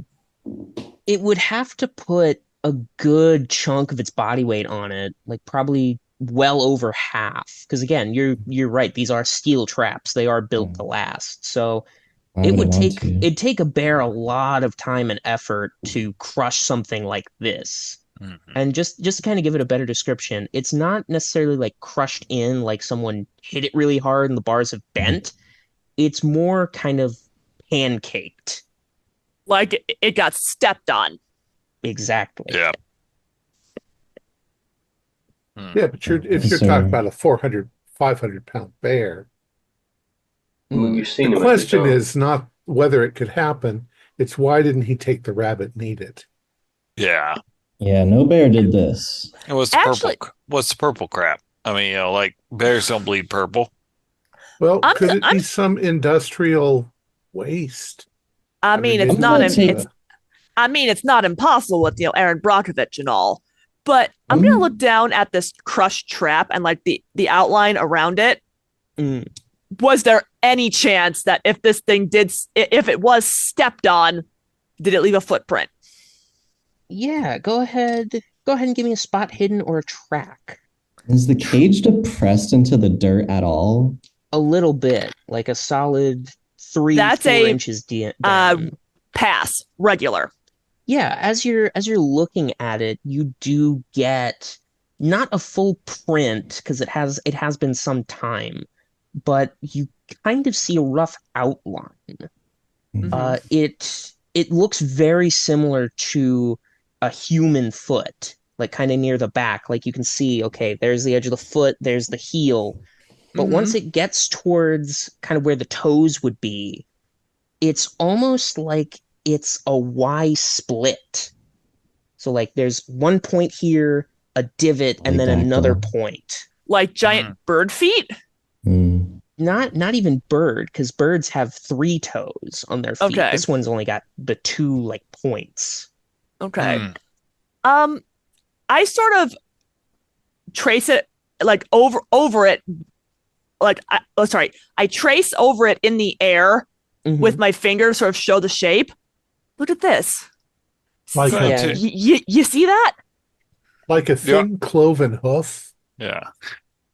Do you think I'm going to imagine that in my car I've got the that stuff that they put down to capture footprints? Was it like plaster? Casting plaster. Casting plaster. I'm going to go out and get that because could be some evidence. Well, how big is this footprint? It's roughly, if you were to put it in like a human shoe size, this would roughly be like a 17-foot shoe, maybe an 18. Okay, so my dad wears 16, 17, so that's still a feasible. Very big foot. Shaquille O'Neal did that. Yeah, my this big my of dad's a foot 6'5". crushed that trap. I mean, how big's the rabbit trap? I thought they were about like this. Yeah, rabbit trap's pretty big. But in order to crush it like this, it would have to have stepped on it. I'm not sure that's a footprint. It would either have to be very, very big or very, very heavy. Yeah, or I have big feet, and if I tried to crush one of these traps with all of my strength, I could stand on it. I'm going to take my knife off of my belt and I'm going to cut the foot off of the rabbit and see if it bleeds purple. Yeah, you go ahead, you grab the rabbit's foot and you start. And yeah, I'll have all of you give me sanity where you would expect the blood to be dry by now. This body's been dead for a solid couple of days, and it is spurting this strange bioluminescent purple liquid from its foot, like it was a fresh kill. 002. I'm fine. Yep, Ellie, you are good. I got 12. I'm fine. Yeah, anyone who failed only take 1 point of sanity loss. Good. Strange, but nothing outright horrifying. Right. Not yet, anyway. I take another photo of this with my iPad because we're gonna want to look at this later. And there's no regular blood in there. What in the Sam Hill? Something poisoned this animal. Have we got a biohazard issue here? I mean, we're going to call it the Cam boys. I mean, this could. I wouldn't smell or touch that if I were you. Too late. I I'm gonna go wash my hands. And yeah, as you mentioned the smell, you all smell like that very pungent, strong, rotten. I immediately smell. put my nose in my shirt, and I'm holding my breath. Type on the iPad. Don't inhale too hard. I think Mr. Winchester got a face full of it. He's still not right. I just blew my nose. I can. Oh God! The worst I ever smelled. Yeah, anyone who isn't kind of covering their nose, go ahead and give me a con check. Oh God! I got a bad con. I have to actually spend 3 lives. And like right. I basically am backing up as far close to the house as I can with my. Let's just back off, everybody. Let's just get back here. All right. I gotta go wash my hand.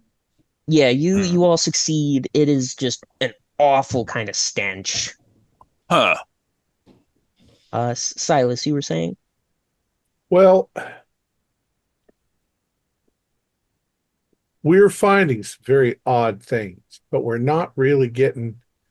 We're looking for a person who abducted a little girl, and now we've got giant insects, and we've got crushed cages and purple goop, and I think we need like people who know what this purple goop is or what the bugs are, or we're not. We've got experts at our call. We need some opinions on this. And also, hazmat the new suits. information we have, we need to check it up with this Travis family case, see if there's any more corroborating evidence. But why would it have anything to do with a 37-year-old case? And Mountain Man. When we've got rabbits bleeding purple, I'm not gonna dismiss any other anything else that could be a lead at the moment. Oh, but it's not a lead. Well, it is somewhat because like there was purple on her window. It smelled like this rotten meat. It smells just like this. So there's a connection there. The purple's a connection, but the mountain men and the 37-year-old. What I was. But we have some pretty specific kind of information now. We can rule out that inquiry if I just check the file, and then we can rule out. Do you think that burning smell in Skyler's window could have been a burning corpse of an animal, like making smoke, and somebody lit an animal on fire, like they were grilling it? Her dad swears he saw a puff of purple smoke that smelled like that. Yeah, like they lit an animal like this on fire. If its blood is purple, the smoke might be purple. Well, hysterics aside, this could be a chemical problem, and this may be the second time it's happened. I mean, we just don't know, but we need to start asking these questions because we're no further forward in any direction apart from the fact giant crushing, rabbit-slaying beetles. I'm getting my girls out of here. More apt to believe that there is a barrel of industrial waste right over here somewhere, and the little girl might be dead right next to it. I'm sorry, didn't mean to say that, Mr. Farley, but that's a more logical explanation. The rabbit must have gotten into that purple stuff. And I mean, you said Aaron Brockovich. We're not that far off from that. I buy a lot of caustic chemicals for use on the farm. I have a license to buy these things. I could find out if anyone in the area maybe purchased anything like that. Not a bad idea. The only thing that I've ever seen that makes purple smoke is iodine. But and it doesn't turn your blood purple. Unless it's some sort of, I'm not a chemist, but a mixture of something that two things together would be hard to identify, have a weird reaction maybe. Well, we need to get a chemist to take a look at this stuff. Yes, we do. And my girls don't need to be anywhere near it. So I'm going to go back to the house, wash my hands. In fact, I'd suggest that if it's something like an industrial waste problem, hazmat suits. The Winchesters need to go back to your house with your wife. That is exactly what I'm about to go tell them. But I want to pay close attention to Morgan and Peter's reaction. I'm gonna tell my family separately, get them out of here, take them to the house. But I want to talk to Morgan and Peter alone about it, and I'm gonna tell them that there is a chemical contamination on their property, and they need to go stay at our house for a little while. The smell might actually help us if we can walk around in the woods and see if we smell something and it gets stronger, then we know we're getting closer. Well, It's a pretty awful smell. If Peter puts up any sort of fuss, I'm calling you guys in for backup. And I'm just saying, I don't think we want to be inhaling this stuff. I'm pretty sure Peter got a face full of it, and he's still not right a week later. I think it's time to call in the EMT for him. Yeah, I mean, I wonder if Peter's blood's purple. Get a blood sample. We should take him to the hospital. Actually, I will give you the knife I used to cut the foot off the rabbit. There's your sample. Yeah. Thank you. Okay, I'll put that into a bag also. Yep, they baggy up your knife. Mm-hmm. All right, I'm going to go wash my hands and tell them to get out of here. Do Morgan and Peter put up any kind of fuss? No, Morgan doesn't put any kind of fuss like that. As you go to Peter's room, the study, you kind of knock on the door. Yeah, who is it? Peter, it's Taylor. I got some bad news. Oh God, don't tell me you found her. No, not yet, but there's something going on your property I don't think you were aware of. We got some kind of weird infection in the animals around here, and they're bleeding purple goop all over your lawn, Peter. Purple goop. All right, I'll be out in just a moment. We heading to your house? Yeah, you can stay at the farm. All right, I appreciate it, Taylor. And yeah, I don't think anything of it, but hey, Peter, you crush any wasp nests up there on your roof lately? No, haven't had to deal with any bugs yet, thank God. You know how I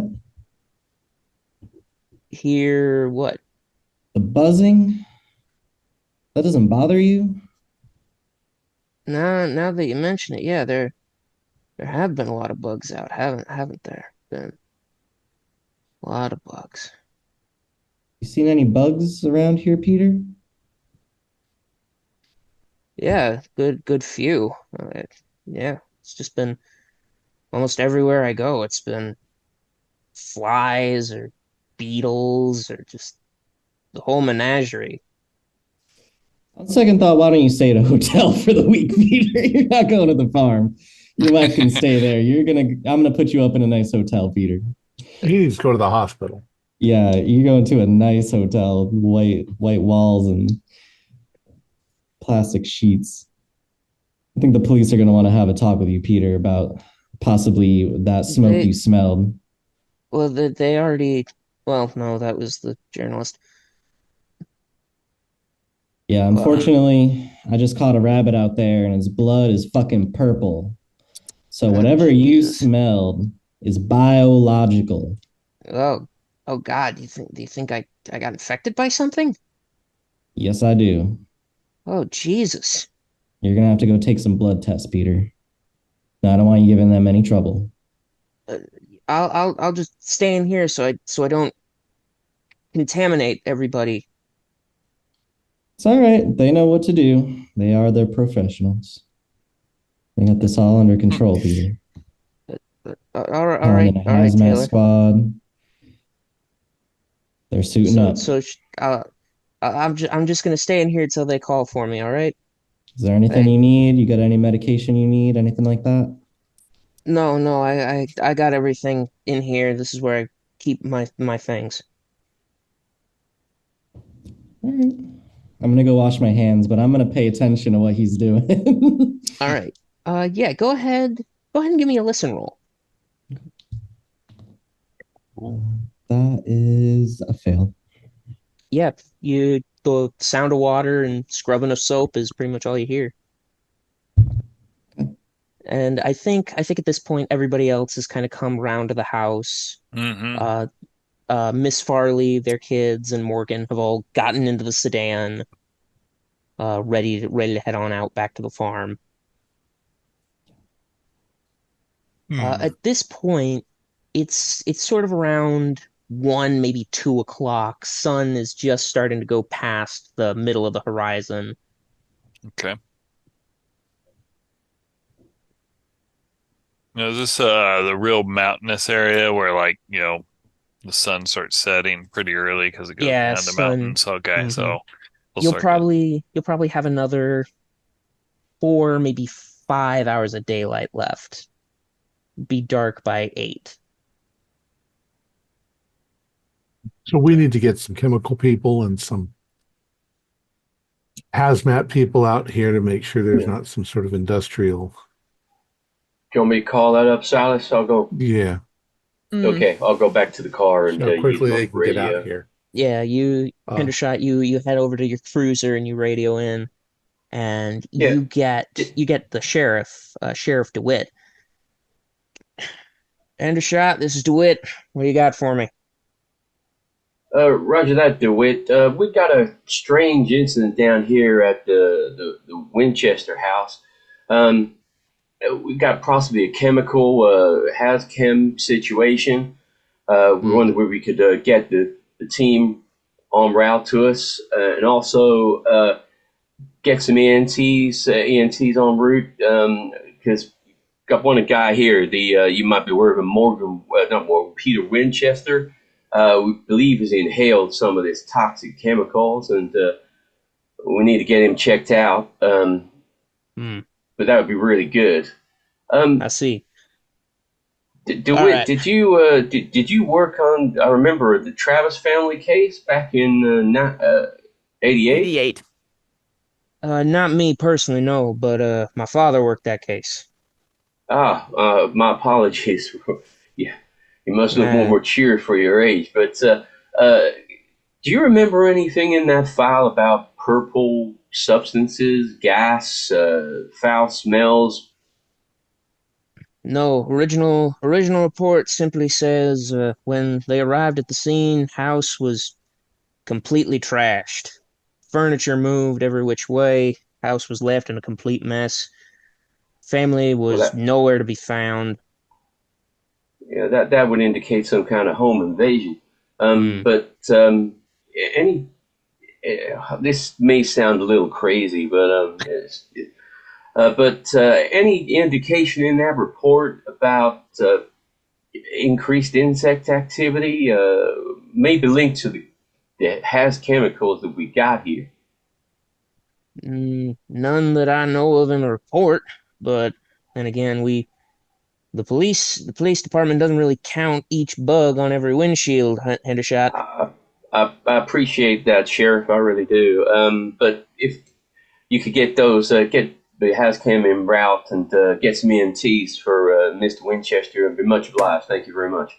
Yeah, I'll call our boys down in Charleston, see when they can send over some, and I'll get some folks from the hospital over to you. Appreciate that, Sheriff. Have a good day. All right. DeWitt, over and out. And yeah, that's about it. Got it. We'll wait for I'll them make to my way arrive. back to the guys. Okay, I contacted Sheriff DeWitt, the son of Sheriff DeWitt, who worked on the 88 case. He's on dispatch. He's got hazcam en route and EMT to come check out Mr. Winchester. Silas, anything else you want us to do? No, I think we need to wait until that's taken care of until everybody's here. What do you think? This kind of crazy. I doubt seriously it's going to happen, but if we wait around till nightfall and do some flashlight flashing. Yeah, I mean, the little girl had one of those little wind-up flashlights. You got to spin it and the light comes on. Faraday, is that what that's called?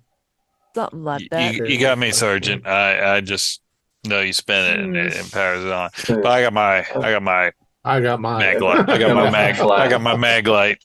I mean, worst comes to worst, I can use the iPad, but I'd actually like to see because I'm not sure if this is the case in West Virginia, but it is elsewhere, that after a certain amount of time, like police reports become public record.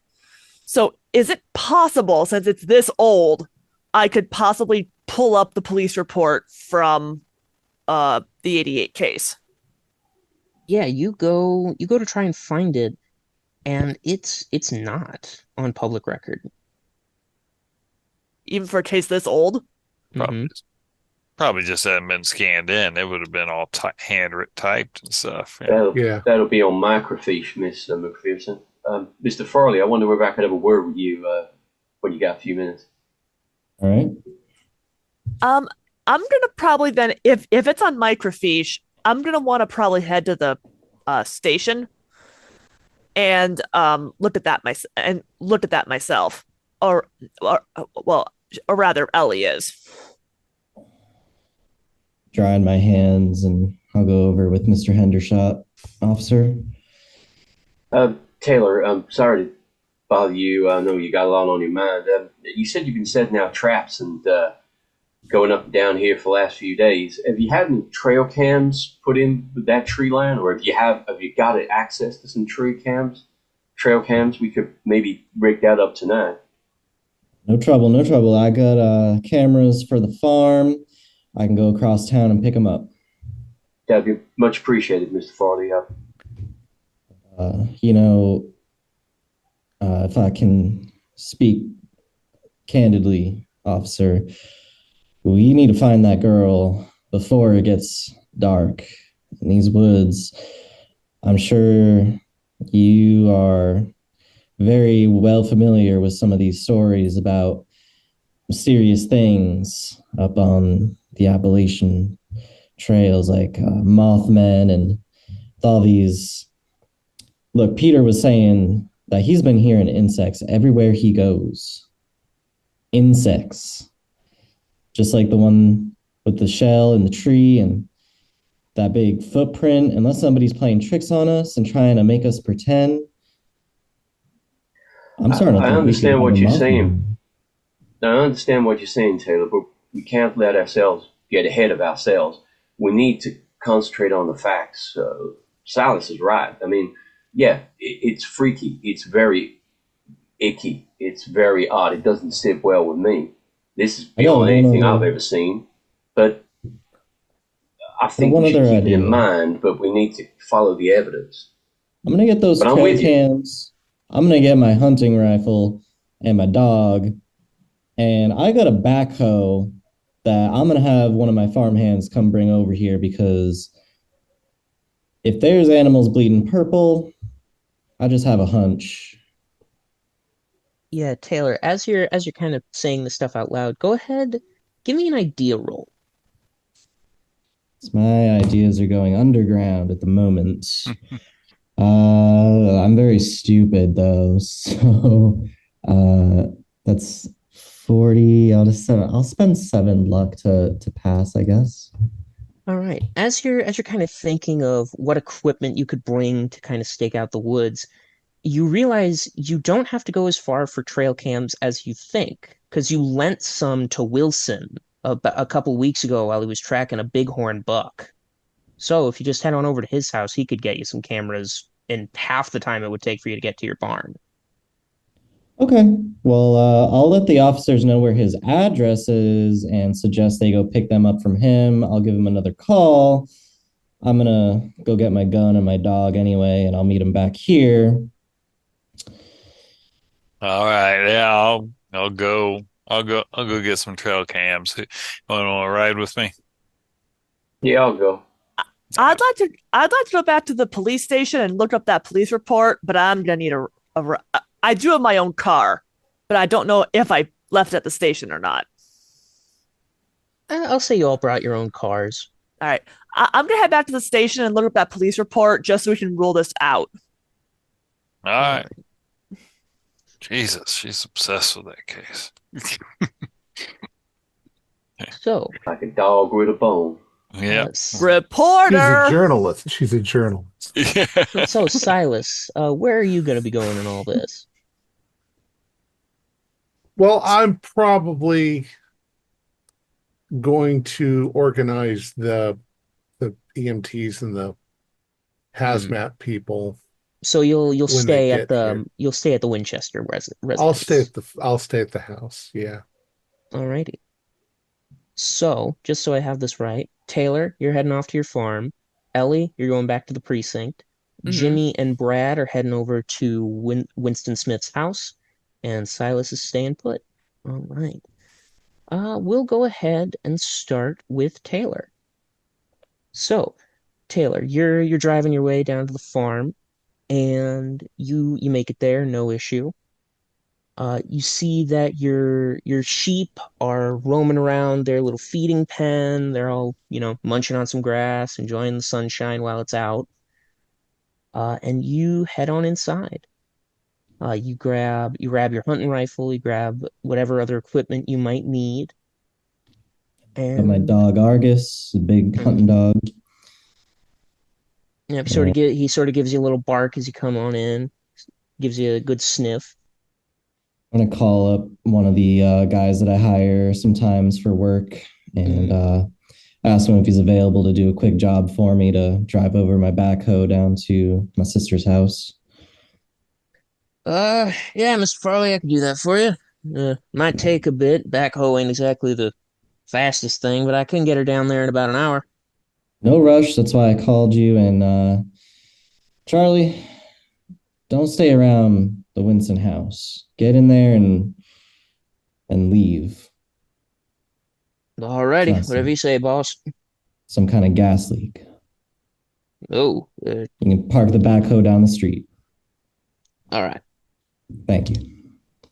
All right. So yeah, you get all that set up. I want to also just double make sure my lambs are safe before I get back in my pickup truck. Yep, your lambs are pretty good.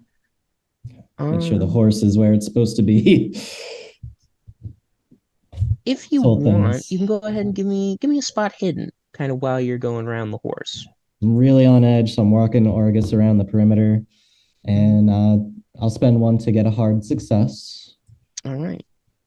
You notice that kind of around the horse pen, there are quite a few of those weird, sharp, two-toed footprints. Jesus. Only a couple of feet outside the horse pen. Okay. The horse itself is perfectly fine, nothing's wrong with it. But yeah, clearly whatever was by the Winchester place has been poking its nose around here. Well, I have security cameras around my property, so first of all, I'm going to call. I'll call Officer Hendershot. Suppose he's the most in charge. I suppose. Say one of the two. Yeah, we'll say Sergeant LeBlanc would be the Oh, senior yeah, officer. the detective would be senior officer in this case. Well, I will call Hendershot and tell him I think he's the one who's most in charge because my character has no idea how that works. That's fair. All right, so yeah, Jimmy and Hendershot, while you're driving around, Brad, your phone starts to ring. Sorry, Hendershot, we got a problem around my horse pen. A couple more of those polydactyls. Footprints all over the place. I'm checking the cameras now. What the fuck's he talking? Polydactyl? What's he talking about, man? Well, hold on there. Hold your horses there, Jimmy. Right, Mr. Farley, thank you very much. Check those cameras and don't disturb the scene too much. By the way, thank you for the promotion. I'm hoping to get promoted in the next 12 months, but Sergeant LeBlanc is the officer in charge of this case, but thank you for your confidence. Could you check your cameras? Don't disturb the scene, and we'll get to you as soon as we can. Is that okay? He's already hung up. Well, he's a live wire there, Jimmy. Man, all right. He's in charge. I better get on the phone to Silas, let him know what he found. And he's gonna drink a beer too from his of course. So yeah, Taylor, yeah, you go to your kitchen real quick, you grab a cold one, and you drink it right as you get into your camera room. And yeah, you start going through the footage. And right around when you get to probably midnight, 1 a.m. last night, while you, your wife, your kids were sound asleep in bed, go ahead and give me a sanity roll, first and foremost. That is a pass. All right. Go ahead, just lose two. Uh, as you see, these cameras aren't exactly the best. They are a little blurry. They kind of just get the job done. I'm poor. But you see from the camera angle this large humanoid kind of shape just lurking at the edge of the pen, watching the horse as it sleeps. And it's got huge eyes, like football sized almost, from what you can tell, sitting in its head. That's a Mothman. And they're this, you don't really get color on these, but you can tell they're kind of glowing and just watching. And for the briefest of seconds, it looks up at the camera. It doesn't turn its body, just its head. And in a second, these strange bat-like wings sort of wrap around its back, forward, front and center, and it takes off. Can't believe it. I literally can't believe it. And I believe with that, it's about time for our bio break. Yes. Excellent. Alrighty. As Miss McPherson, you arrive at the precinct. All right. You see that there are a couple officers kind of standing outside talking amongst themselves. And as you walk in, you do overhear one of them go, "Yeah, Sheriff radioed Charleston earlier. Says they're going to send the chem boys down to the Winchesters. Don't really know why. Ain't nothing weird around there. Well, other than the missing kid."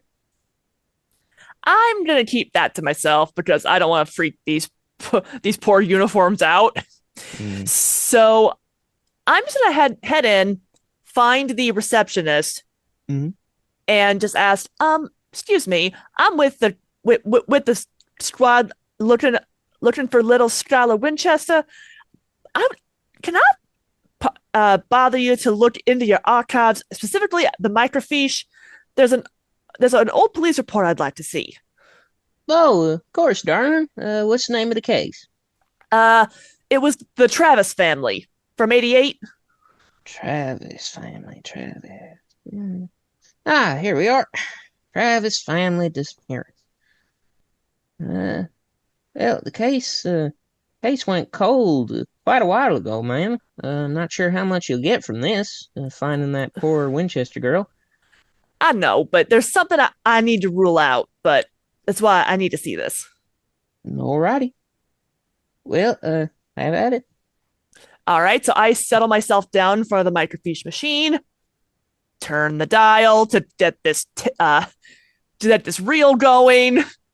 We still have one of these at work, by the way. And eventually I find this police report. What does it tell me?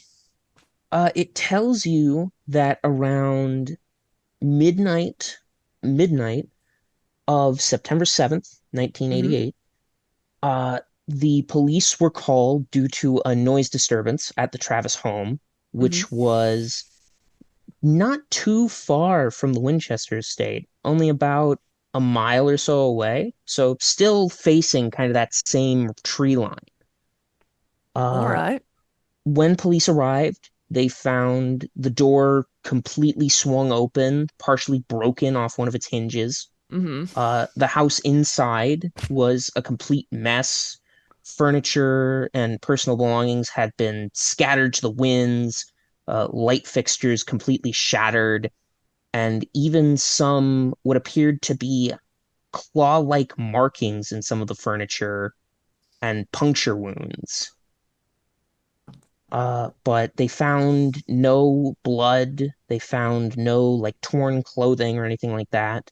Hmm. And the destruction only was in the downstairs area. The upstairs was completely untouched. Okay.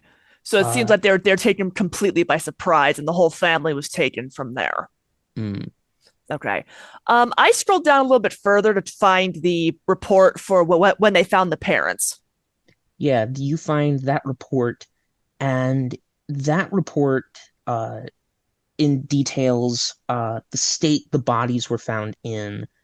They were mostly skeletal by that point, almost as if parts of them had been cannibalized. They appeared partially eaten. Uh, they they had no real identifying marks other than potential dental records, but belongings on their bodies, like wallets, jewelry, things like that, were left completely I untouched. No I I, money was I stolen. kind of murmur that explains why the news article said they were identified by their belongings. Jesus. I'm typing very quickly, taking notes because they're definitely gonna want to hear about this. And the other odd thing that you may read is around the eye area of the skulls. It seems like those were fractured and broken from excessive blunt force trauma.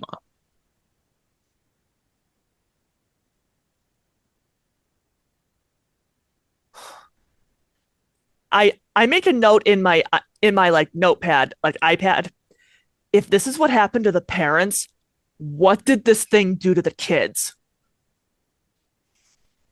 And as you get all this information from the police report, we cut back to the Mm-hmm. streets as McGillis and Hendershot make their way to the Smith property. Yep. Uh, you guys are driving, and you have to go a little ways out of Yeah. town. This is very much towards the edge, and Okay. you guys have probably met Winston Smith before. He's very much a local hunter. He's very well known. Right. Whatever he may get, whatever he doesn't use, he always gives out to people who need it. Just Hmm. community, very much community man. I don't know, man. Has purple blood, stuff smelling bad, pterodactyls or whatever Mr. Farley was talking about being at his property. Yeah.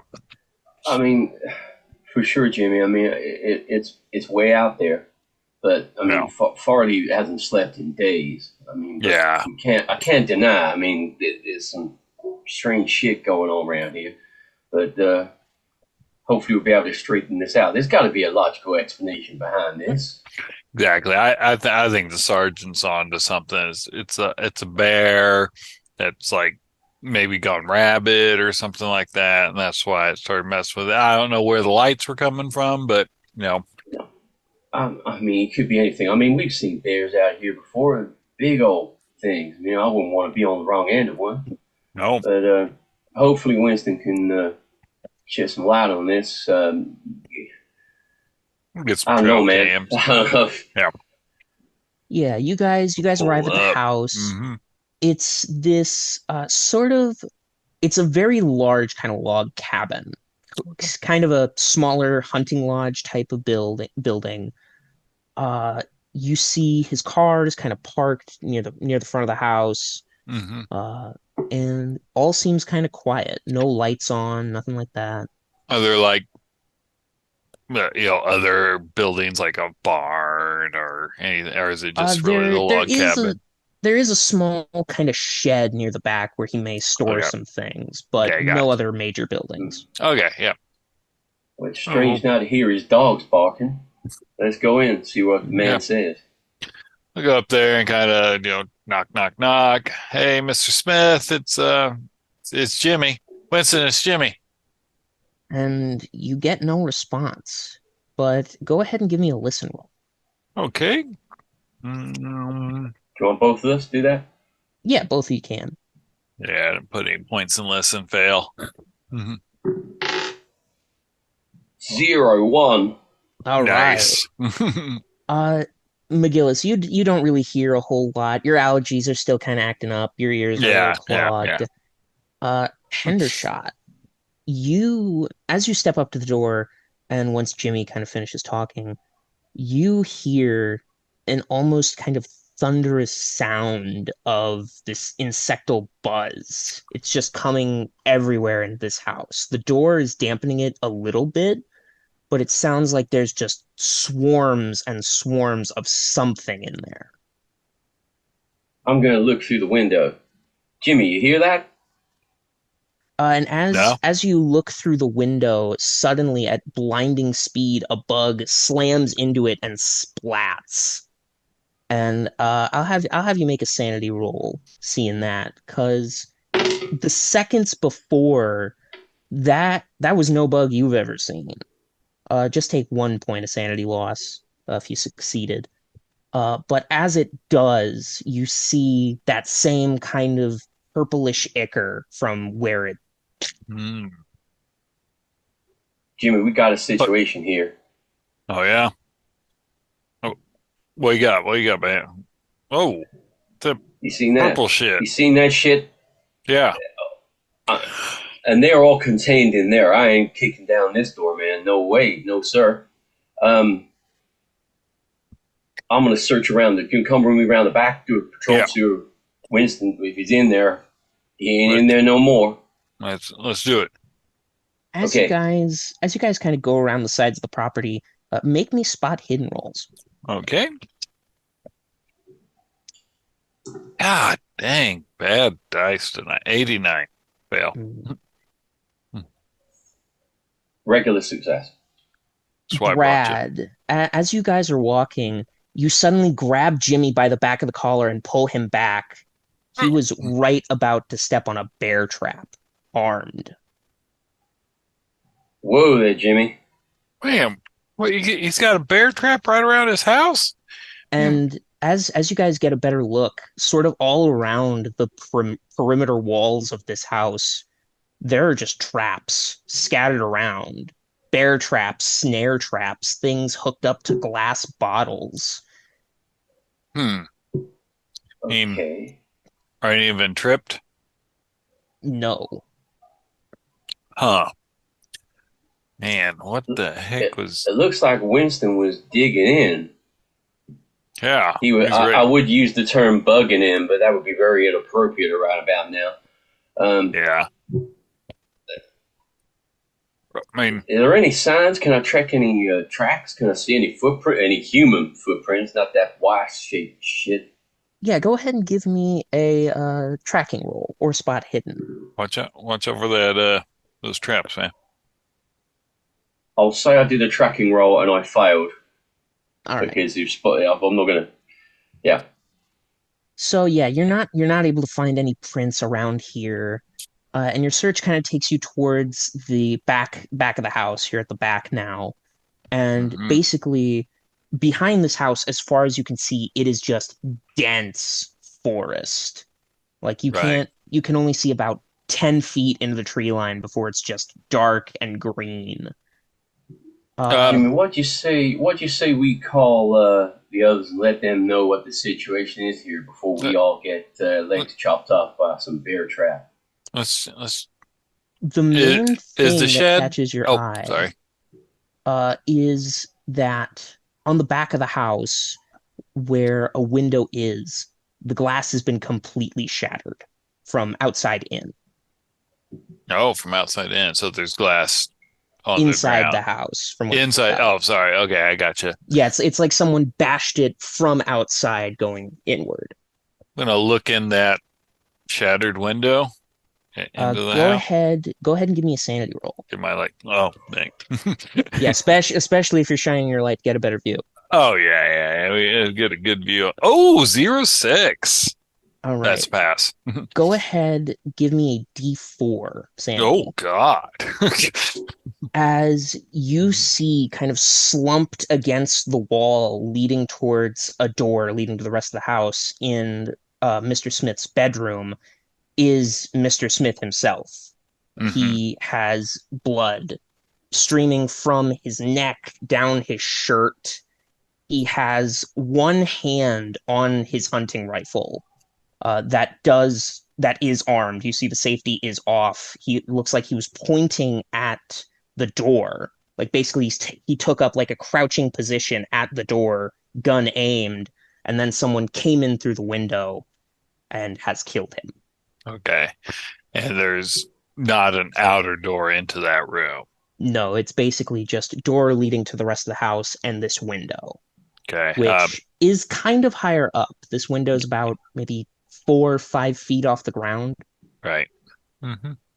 Yeah, I stepped back and he's like, well, McGillis, you okay? I found Winston. He ain't breathing anymore. Damn, man. I'll go have a look. Yeah, Brad, you see the same sight of Mr. Smith kind of crumpled there. I'll have you make sanity as well. I fail. All right, go ahead and give me a D6. 4. Yeah. With that, you kind of notice a couple more of the gruesomer details. You can kind of clearly see the wound from your position. It is deep and jagged across his throat. And there's just a look of sheer terror plastered on his face. Oh, God, man. Oh. We better call this in, Jimmy. We gotta call it in, man. Definitely. And we'll get some... Let's tell him to bring some, like, beekeeper suits, with those damn bugs in there. Yeah, damn straight. We need some raid. I'll get on the radio. Yeah, you get on the radio. Dispatch from 44. And probably Ellie, you'd hear this as the receptionist picks up the radio. Yes, this is the precinct. What you got for me, Hendershot? Got some bad news at Winston's house. We're going to need a team down here. Winston, we found a body. It's been, looks like brutally assaulted. And the house is completely full of large bugs. I don't know what to make of it this time, but all officers approaching use caution. There are bear traps. There are all kinds of traps around this property, armed. But we got a body here, and we got a situation here, people. We need the team down here. Close this all off. Make it safe, and all right. Maybe I don't bring insecticide or something. I don't know. All right, I'll send down a few squad cars to you, Hendershot. Try as safely and as best you can to secure that crime scene till they get there. Okay? Secure the crime scene. I'll do my best. It's just me and Jimmy here, but we'll hold it. We'll hold the farm down until you guys get here. All right, they'll be on their way soon, boys. Hang tight. Ain't no one coming into this crime scene. We're gonna kind of look back through the window, and because now I kind of know there's a body in there, and just gonna kind of look around, in the room now, not going in, obviously. So lots of seeing it, but just seeing these guys. You're scanning around the room. It seems Winston definitely went full on lock in. Like there are boards along a part of the floor kind of stood up with a box of nails and a hammer sitting on top of them. You probably think if any of the officers tried to open the front door, they'd find it boarded up. Mm-hmm.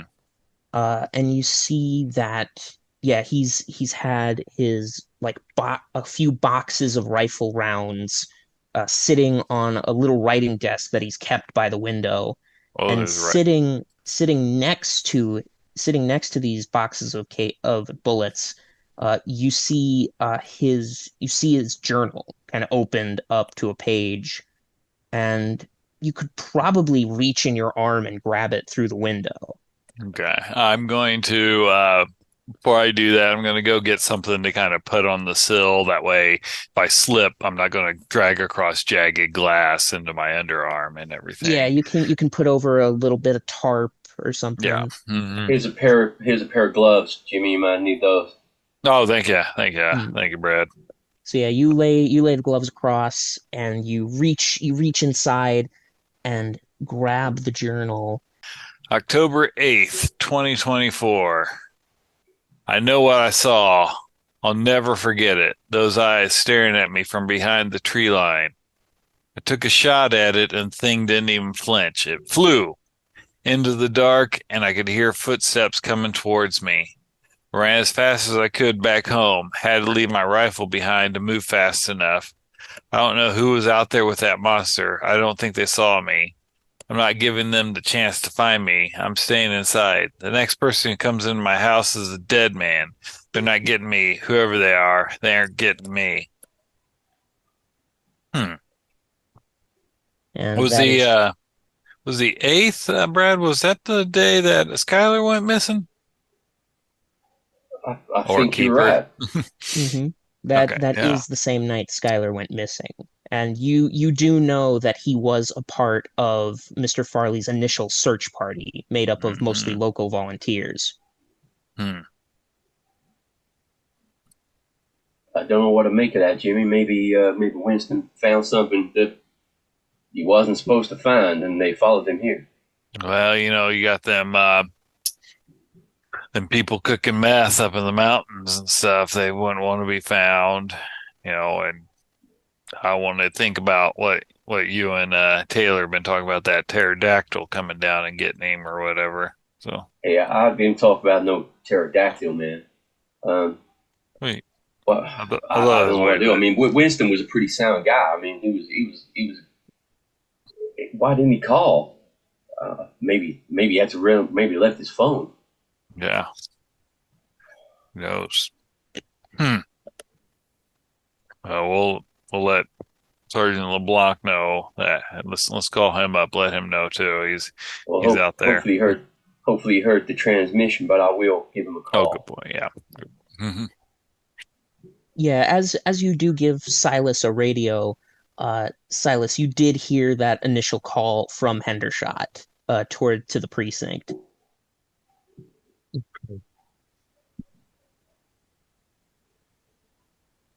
Hmm. Um, has everybody else arrived though here at the house Uh, and started? Uh, I mean, the hazmat around people and the chemical people. around this time, the EMTs have arrived. They roll around in an ambulance, lights off, sirens off, and they start making their way into the house right as you receive this call from Hendershot. Um, Hendershot. Yeah, Uh, go ahead. so this case is just getting more and more confusing as we're going along. Um, quite frankly, I would like your advice. What do you think we should do next? What do I think? Well, scene by scene, I think we should need to cordon off the Winston farm, get scenes of crime out here. But we do have a large, unnatural, if I use that term, infestation of insects here. We have a lot of traps to make safe because whatever Winston was running from, he prepared to meet it. And there's bear traps all over this place. Yeah. As for where you are, I would say wait until the chemical guys turn up, and then we can leave that scene. Um, I haven't heard from Farley.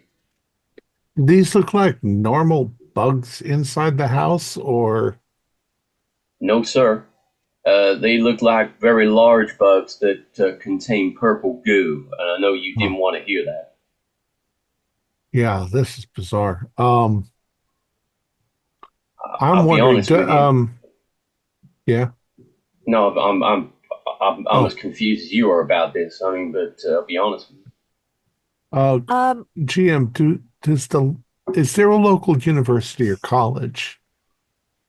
Yeah, there's a local college.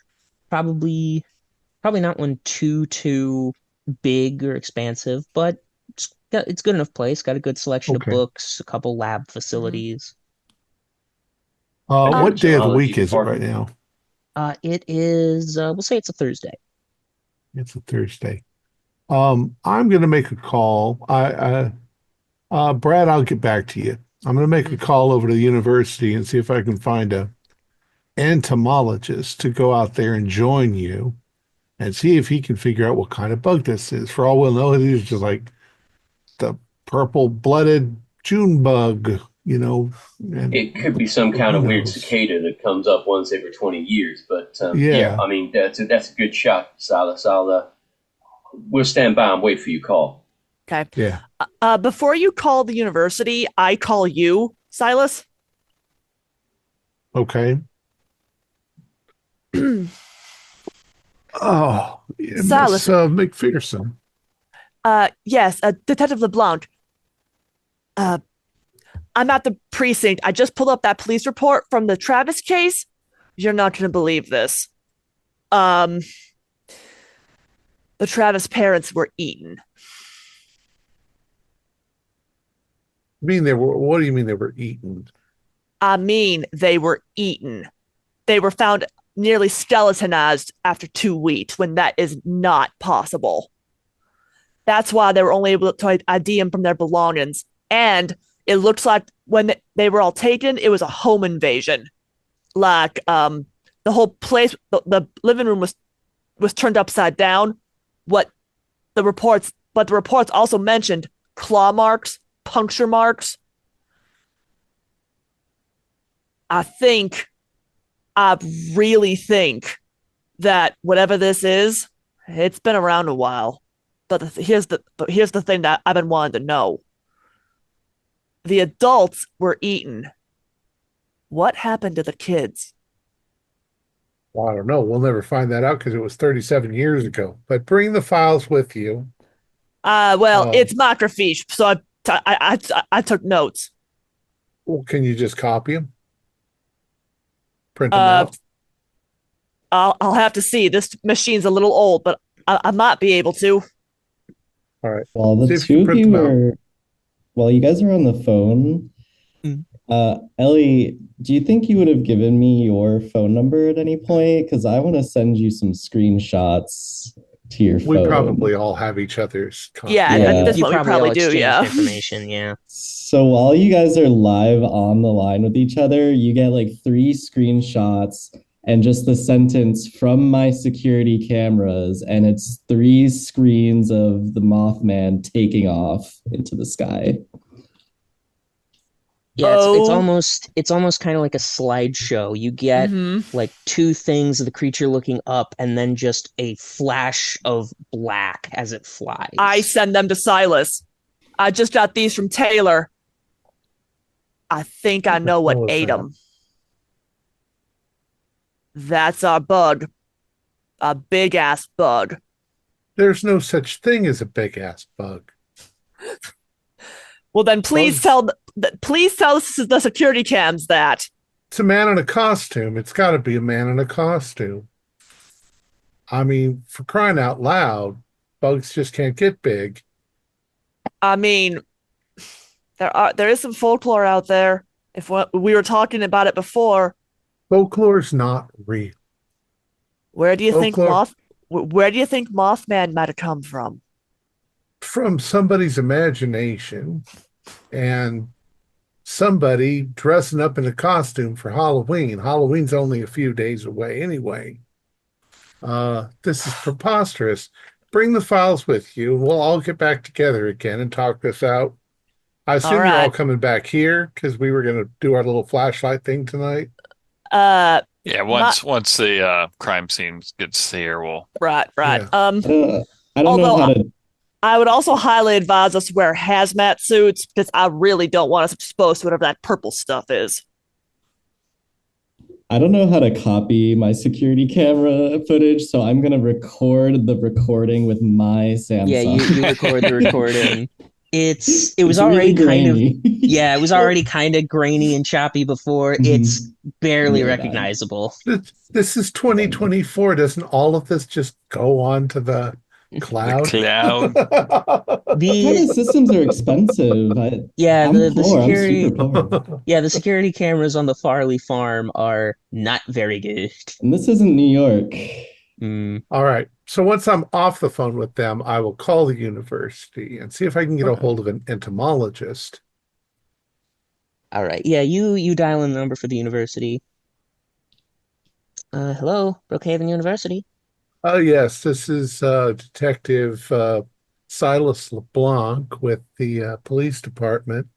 We need to contact somebody who is an expert on bugs, entomology. Oh, all right. Please hold, Mr. LeBlanc. I'll see if we can get our professor of entomology on the phone. Thank you.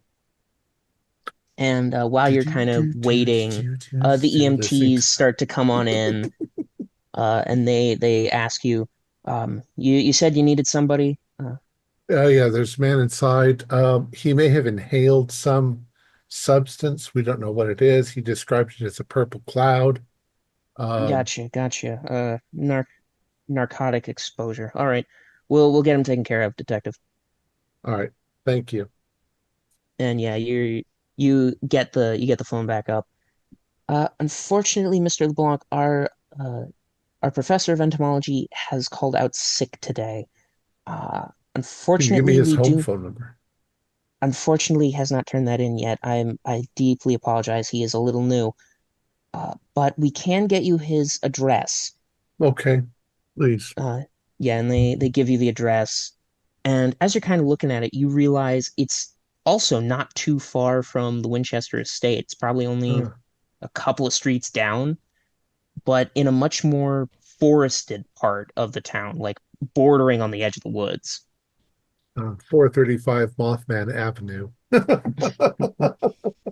Classic. All right. Well, I'll take that. I'll take the address down. Thank you. I'll No hang up. problem, officer. Good luck. And yeah, So, All right. the EMTs have taken Mr. Winchester back to the ambulance, and they drive I'll, off. well, I'll, in that process, I will tell them he was exposed to something.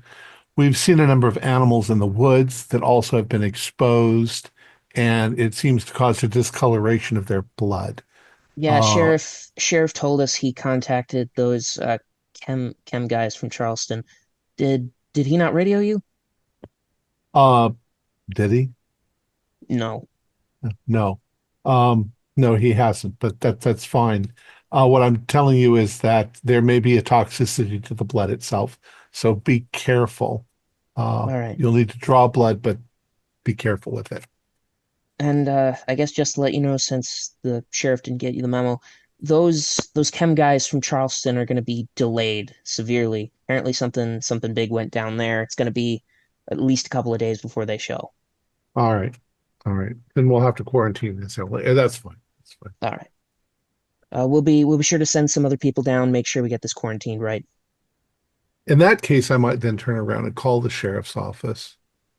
And Yeah, you go ahead and call the sheriff's office, and share.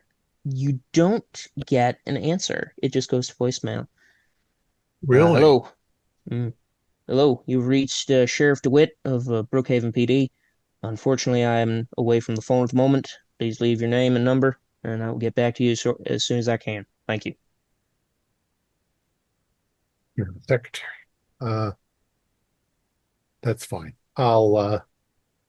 So I'm waiting here for nothing. I'm waiting now for them. I'm going to text everybody with Yeah. an actual phone. I'm going to Mm. text them and tell them that the chemical people are going to be delayed for a couple days. I'll just wait here until you guys return.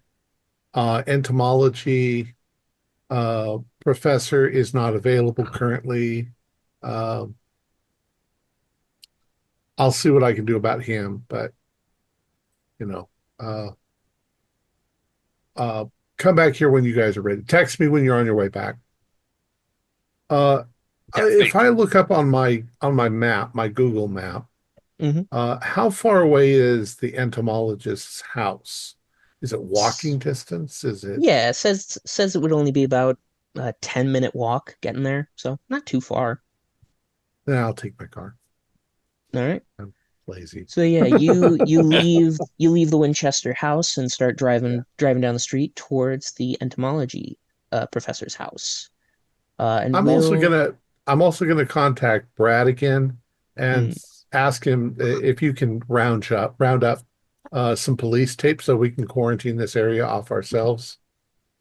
Keep people out of the woods. Absolutely, Silas. As soon as we get the team arrived here, we can then be freed up to come to you. You got it. I think we're going to have a lot of paperwork to do at the end of the day, but we'll be with you as soon as possible, okay? Yeah. yeah, Thanks a lot. and Speak to you later. and about that time, Brad, once you're off the phone, Jimmy, you can hear sirens approaching the house as two police cars roll up outside of Winston's house. Okay. I'm gonna go back and look at that front window where the bug smashed itself. Mm-hmm. Is there I'm gonna put my hand on the window and see if I can just crack it just a bit, like Go ahead, just a hair. go ahead and give me a luck roll. Okay. 57 is a success. Yeah, you're able to crack it open just a smidge, and immediately that a strange fog rolls out from that crack in the window, and you kind of get a bit of a face full of it. I'm Yes. gonna need you to make a con check. I assume it smells like rotten meat. Meat. Oh, yeah. Okay. That's a fail on the con check, and probably as soon as I saw it, obviously not fast enough, I probably kind of like threw myself back, you know. Yeah, like you throw yourself back, you start pawing at your face, trying to get it off. But yeah. Do the farmer's Mhm. Kleenex again. And then go ahead and give me a pow roll. Oh, good. Oh, 23. That's a success. Your vision kind of dims and blurs as your body has inhaled this substance, Mm-hmm. but that's about it. Yeah, it's just this strange kind of feeling going through your system right now. Is it just a momentary vision, or is it still blurry? A little bit, but not much. Okay. You okay, Jimmy? Yeah, I think curiosity got me there, Brad. I got a face full of that purple shit. Man, we're going to have to get some masks out. You know, like Yeah. we got some 3M masks in the car we used for COVID. Man, we've got to be careful. Yeah. Man, oof. You okay, buddy? Yeah, just I ain't got my 2020 anymore. No, I'll get you some water from the car if you need. We better go and welcome our colleagues and make sure they're clued up as well. I don't want any more of this stuff escaping. And yeah, I will say, with that window still kind of open, the buzzing sound becomes near deafening, and you see very like regular sized insects making their way out of it, like mosquitoes, gnats, cicadas, kind of just every and any kind of bug you can think of with wings is coming out of that window. And even a few are, yeah, you can close it pretty easy. I'll have you also make a con check because that smoke is still kind of pouring out of there. You're welcome. 11. All right. Yeah, you just get hit with that horrible smell, but nothing else as you shut the window. You probably crush a good couple of beetles as you do. I hope these things aren't contagious. I mean, you got like mosquitoes flying around. They're going to be biting people. We're going to be passing this shit on. Yeah. Eaters. But yeah, your colleagues come on up to you. They're like, Endershot, McGillis, what you got? A dead body, but there's like some kind of chemical in there that like, you know, like you're a little fuzzy for me because I inhaled it and stuff. So take care. Just make sure you take care of yourself in there. Yeah, we'll watch go your ahead. feet. There's bear traps all around here. There's traps everywhere. Jesus. Winston was up against something, but be careful. I think the body, the room where the body is, they don't think there's no gas in there or no chemicals in there. No, that window's broken open. But don't go in the house. Cordon it off. Make sure nobody opens a goddamn thing. Right. We'll get this place cleared. If y'all need anything else to do, go on and do it. We got the scene from here. All right. Just use caution. Be careful. We don't know what caused this. If you have any idea that there's something hanging around, the people who might be responsible for this, then you radio up. You radio me, Jimmy, or Silas to take us to bunk as soon as you can. Yeah, we got you. We got you. The bodies are piling up. We don't want any more. You okay? Do you want me to drive, Jimmy? Yeah, Brad, can you drive? I think Sergeant LeBlanc said he was going over to Intamin's house or something like that. I couldn't get exactly. Yeah, he said we need to get over there with him. Bring the police tape and the scene kit. Okay, just in case. I'm going to close my eyes on the drive. I hope you don't mind. Yeah, knock yourself out, brother. All right. So yeah, you guys are all making your way to the entomologist's house, and we'll cut back to Ellie, still at the precinct. Yeah, at this point, I'm checking out their microfiche machine to see if it does do like printing or something, because some newer models will, but I don't know if this precinct would have that. Yeah, this one's pretty old. You can tell from kind of the state it's in. This has probably been around since the 80s. Like, it's an old machine. So the best I can probably do is basically take a series of photographs on my iPad. Clippings you can grab of the clippings, yeah. So yeah, it only takes you a couple of minutes, but you get as much as you can from these police reports. And then I sent a text to everybody saying, got some info at the police station. You're going to want to see this. Where we meeting up?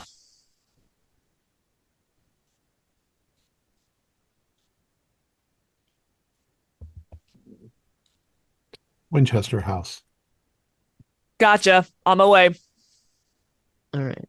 So yeah, I'm not there, but I will be in a bit. All right. So yeah, Ellie, you make your way out of the precinct, and you see the officers who were having a chat outside are now gone, along with their cars, and you start making your way back to the Winchester house. I do. On my way back, I do, however, because of this whole purple breathing crap, I definitely am making sure I have a good mask in my car before I continue on. Yeah, you have a good few masks for a few years back when you had to do interviews and stuff, and you had to wear them. No, finally, Mr. Farley. When I'm done recording, I realized something. I just told my whole family to come back here. Have they arrived? I sent them a little bit before I left. Were they here already? Or yeah, they were there by the time you arrived. They're hanging out they're hanging out in the living room. The kids are watching cartoons. Yeah, I run down there, shouting, "Jen, Morg, Bree, Sorsha." Yeah, your wife kind of just stands up. What's happening? So listen, honey, you got to get the girls. You got to get your sister-in-law out of here. Peter's going to the hospital, but you need to get out of town. I'm not just talking about. No, there is no time to explain. You got to get all your stuff as fast as you can. You got to get out of here before nightfall. I mean it. All right, Taylor. I can go to my cousin's. I guess he lives around Charleston. That's fine. Come on, girls, get your clothes. You're staying over. Come on, girls. Mama's gonna help you pack. Great cousins for a couple days. Help them get out of there before I leave. Yay, Cousin Anthony's house. That's right. They're excited to go.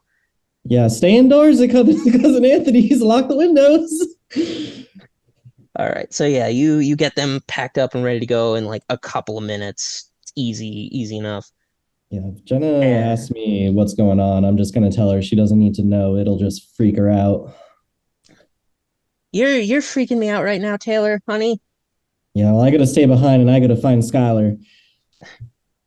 All right, just call me, okay?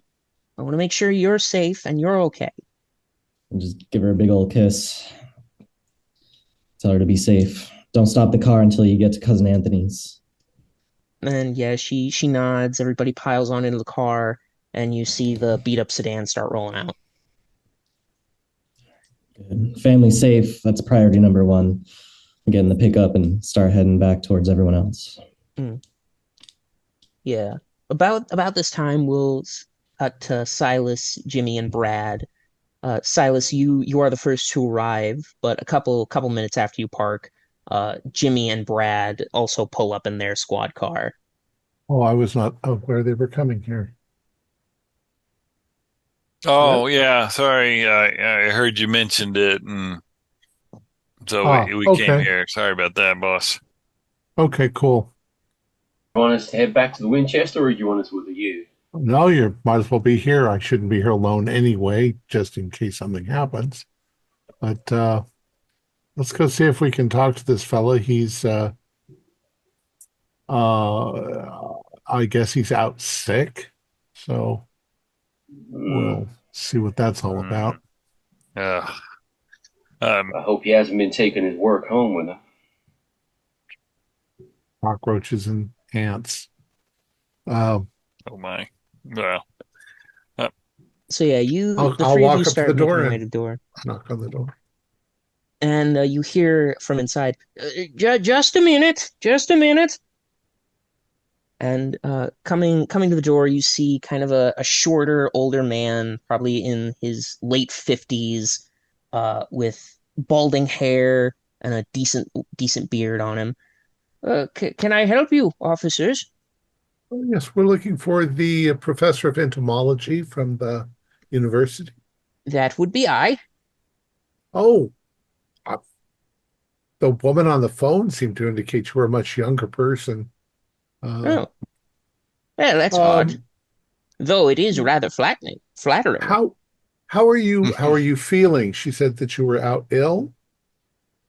Oh, I'm feeling a little better now. Still got that ache in my bones, but I can walk. I'm Detective Silas LeBlanc. This is Officer Jimmy McGillis and Officer Brad Hendershot.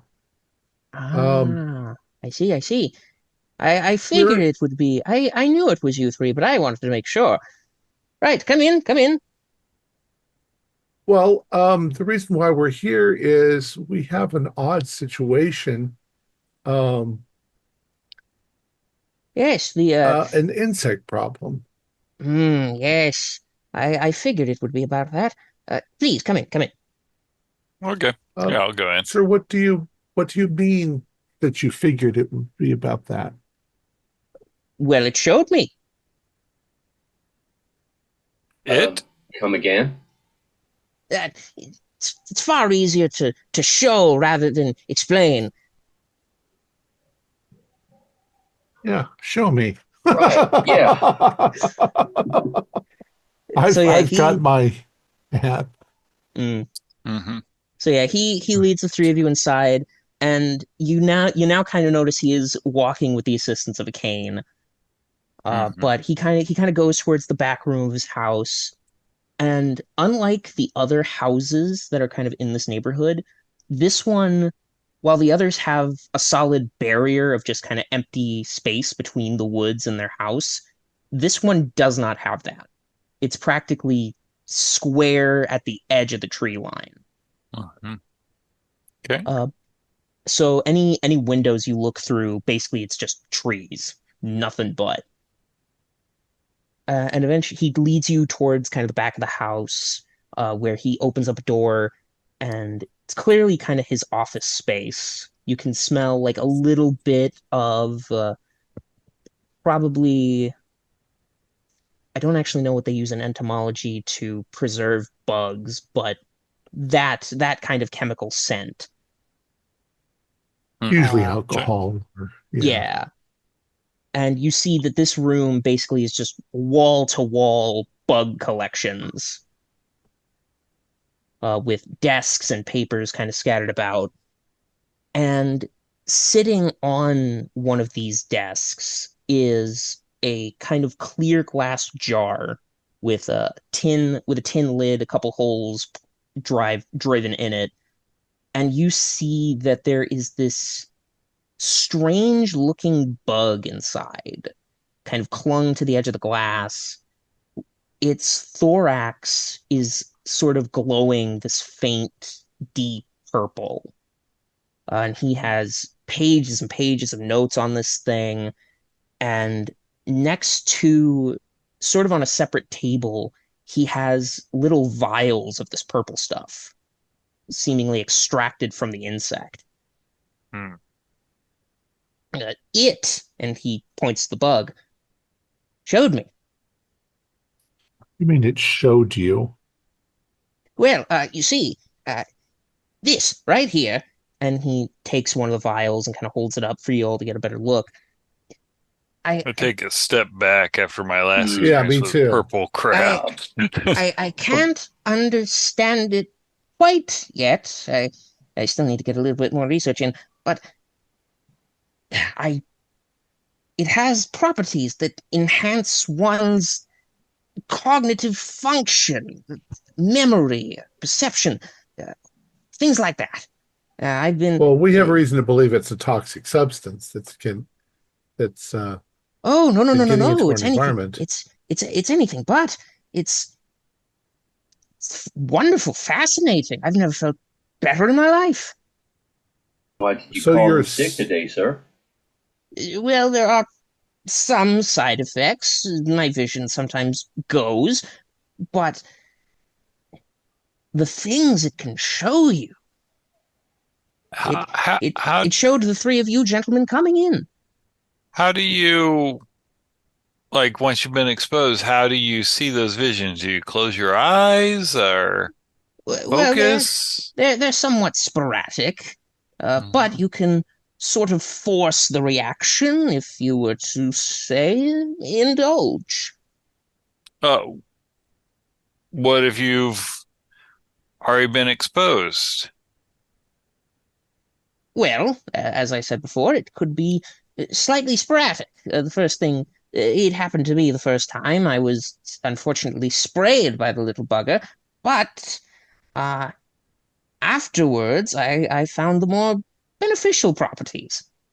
I'm gonna close my eyes and try and see if I get a vision. Yeah, go ahead and give me a power roll. Okay, all right. Where are my dice? Oh, there. But, Scientists wow, experimenting on themselves. 23 again. Pass. All right. Yeah, well, this time you're trying to force it. So Yeah. you close your eyes and suddenly you see that on the street, you see like the people walking by, walking their dog. You can see the colors of their shirts, their pants, all things like that. And it's over in like just a moment. But if you do go to kind of check what you saw, like a minute or so after you start, you see exactly what you saw in that slight vision. Like same man, same woman, same dog breed walking down the street. Same everything. Sanity roll for that? Yeah, I'll say that sanity. seems pretty strange. Yeah. That's a pass. All right, only 1 point. Only It's one. coincidence. That's right. It's just I must have saw him before, Mm-hmm. and I just kind of put it in that place. So, yes, this ichor, I don't really know what to call it. I haven't given it a name yet. It works wonders for the mind. Not so much for the body. Well, ups and downs of science, my boy. Ups and downs. Sir, Can I do scientists a don't usually psychology check on experiment. Yeah, go ahead. Can I do a psychology check on this guy? Yeah, you can Work go ahead out and whether give me he's psych. stark raving mad. He's stark raving mad. Pass. That's a hard success. Yeah, he's he's clearly a few dogs short of a kennel. It seems prolonged exposure to this stuff has made his mind kind of go. It's a toxic substance. He's ingesting it. Yep. It's giving him weird hallucinations. And, sir, are you responsible for the swarms of insects? Oh, no, no, no, no, no. This was the only one I've been able to capture. The swarms of them, I can't quite understand. It's almost as if they're coming from a hive or a matron of sorts. They share a lot of similarities with bees and wasps, those sorts of insects, but they have moth-like features, antennae, some fur. It's quite odd. I've never quite seen a bug like it, and I've seen many, many bugs. I can appreciate that, sir, but I honestly think we should get you to a hospital. You Oh, don't know. no, I no, mean, no, you're a man of science, Professor. You should know about this. You don't go around ingesting weird chemicals. Might as well walk into Home Depot and start sniffing the varnish. We have missing children and we have people who are dead in relation to this. Ah, yes, the Winchester girl. I did hear about that. Do you know where this hive is? No, no, it must be somewhere deep in the woods, though, a bit more north. That's the only place it could be. If it were anywhere in town, it'd be spotted in minutes flat. It must be quite large to house bugs of this size. Yeah. But you will find that Winchester girl. You will. Sir, what do you think this is? And I'm going to show him the pictures Of Taylor's bug. I'm gonna roll something for him real quick. Ooh, that is very not good for the old doctor.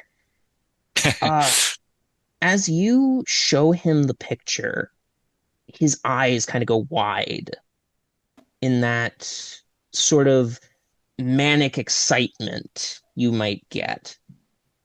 That's it. That's what it's been showing me. That's what I've been seeing. Oh, you three are on the trail of something quite Well, extraordinary. that bug is killing people. Oh, So no, no, we no, no, need no, to no, no. swat it. It's not the one doing these things. I understand now. I understand it all too well. Sir, we're going to have to take you down to the precinct house. Very, very well. If you would allow me to use the restroom before we go. All right, no funny business. Ah, of course, of course, of course. And he sort of walks back out into the hallway and goes into the bathroom, and all of you hear the lock clicking. Not unusual, but Officer Hendershot, go around the back of the house, make sure he's not climbing out the window. yes, sir. And Hendershot, right as you're kind of moving out to kind of go around the front, you hear him kind of yell a little louder, so almost so you three can hear. It's not the creature's doing. It's the men who have imbibed. And a gunshot goes off. Oh, this motherfucker. I go and kick the bathroom door. Yeah, it's a flimsy lock, and Yeah. I'll have anybody who's looking in roll sanity. As the professor has shot himself. I am so glad I'm not there right now. I'll come back to the house now. Damn I it. think. Pass. All right, yeah, I'll Fail. Go ahead and give me a D4, D6 if you failed. Jeez. Really? For saying that I'm a police officer. Only your second case, detective. Been pounding the beef for years.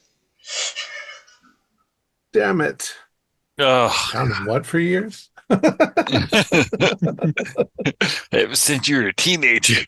So yeah, I'm like more God damn fucking it. paperwork. Oh, I can't even see the type. We got to get all of Okay. this. Fuck. And as you're looking, you do see that from the wound, his blood has that sort of glowing purple tint to it. We need to Holy bag a bunch of this stuff up and take it with us.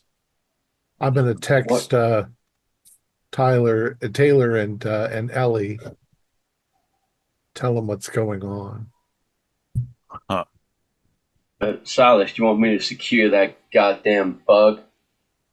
Yeah, bag that up and the blue purple shit there, and he's got all these papers that he's been writing. Does he have a journal or anything that he's been making notes on all of this? Yeah, you do see he has written notes about this insect.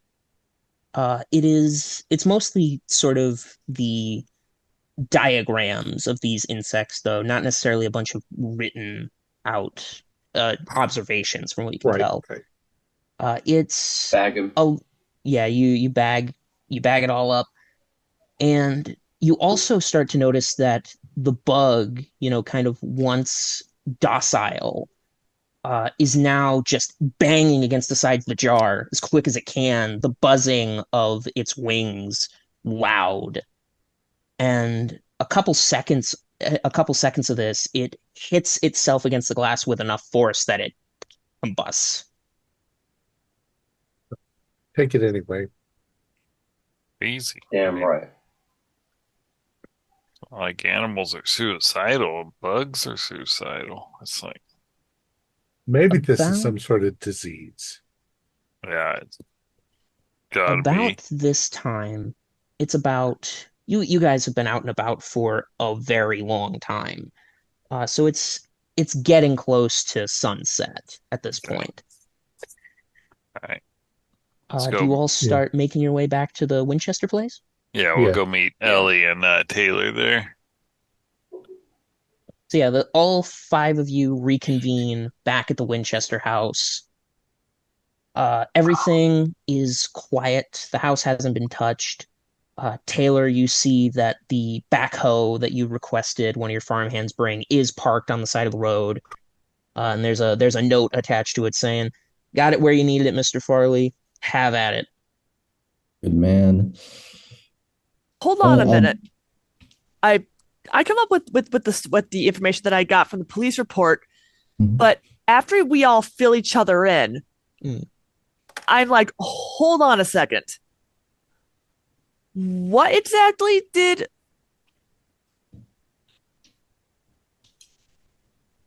Are we sure the professor was out of his mind by the end? I know that, but are we sure he was wrong? We don't have the qualifications to figure that out. We need people. He's taken some sort of chemical and experiencing bizarre hallucinations, whatever. We have All no I way to know- find out whether he's wrong or right. But wait a If minute. Mothman attacks us, I'm gonna hit it with my backhoe.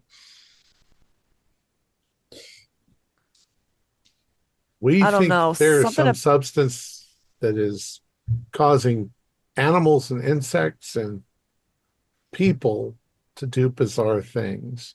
How you feeling, Jimmy? Yeah, Jimmy. Still a little blurry. Actually, assuming. Jimmy, at this point, you are kind of starting to feel better again. Mm. Like it's been a few hours since that initial exposure. You're feeling pretty Yeah. okay. I think all this water's flushing it out of my system. My hand that I got all the blood all over it, it's fine, right? Mhm. Yeah, I don't feel any different either, and I got all that blood all over me. Sergeant, you want me to call up the boys and get everybody I can over here? We can flush this thing out. Sergeant. Sergeant LeBlanc. I'm Detective LeBlanc. If you Quit tell calling me me that, I'll Sergeant. tell you the other officer told me to call you Sergeant. I'm about goddamn had it with all you Oh. goddamn police. All right. Maybe I'm Sergeant detective. Detective Sergeant. Um, Old habits. I don't well, know. goddammit, I'm not quite sure how to proceed on any of this shit. Unload my I've never had. shotgun. We're gonna. Keeper. So, based on what was said in Winston's journal, the footage from the cameras, and the last thing the professor said before he shot himself, I almost feel like I need to do an idea roll here because I feel like I'm just about to hit something that I think you can kind of connect the dots enough with all the information given. Yeah, like that it is clear that the creature itself doesn't seem violent. Like from what you've seen, it simply watches, it observes, nothing more. So then there was someone else, according to Winston's journal. The men that imbibed. So someone's been. You've got to be kidding me. I sit down with looking at my iPad. Are we saying there's like someone tweaking off of bug dust who's been doing all this? Well, why not? They tweaked off bath salts. Can't be worse than Bud Light. Hey, Bud Light's good. I could sure go a high life right now. Perhaps only. So okay. We're going to observe tonight. I'm going to get that shotgun out of the patrol car. Yeah, I'll say around this point, you got about 15 or so minutes before night finally falls and the sun finally dips under those mountains. I did want to do a little, an experimental, just dig a small hole in their backyard with the backhoe and just see if the ground is infested with some larva or something. Yeah, you take a scoop of the dirt with the backhoe, and it looks pretty normal. There's a lot of worms in it, like a lot more than you'd expect, but they don't seem. I'll mention that purple. They don't seem purple or nothing like that. This many worms could have irrigated my entire fields for a whole season. There's something going on here with these worms. Right. I'm gonna put my mask on. I do as well. I need to keep my head clear. But the more I'm thinking about it, okay, so if the creature itself wasn't what tore apart the Travis's living room, or at least was someone tweaked out, it defended itself, and then who knows what? I don't know. I am so confused. Well, as the late professor said, that this kind of imbibing this shit gives you kind of powers. Maybe they were controlling a big critter. It's possible. I mean, because it's not really my field. I'm more like crime and traffic, not Zach Bagan shit. That means there's a nest, and that means that they got some kind of supply of that liquids. And if I know anything about trapping and hunting, if you want to get back to an animal's nest, you leave out some bait. But the problem is we need to figure out who's been huffing the bug dust, not trapping this poor thing. Yeah, I'm going to blow its head off. I'm going to smack it with my backhoe. Amen to that, Jimmy. All right. Maybe one of us needs to be bait. What? If it I think the lights probably attracted it, if it's anything at all. I'm still not so sure it's not some dude in a costume. No, I saw the videos. That thing took off into the air like Satan itself. Is it?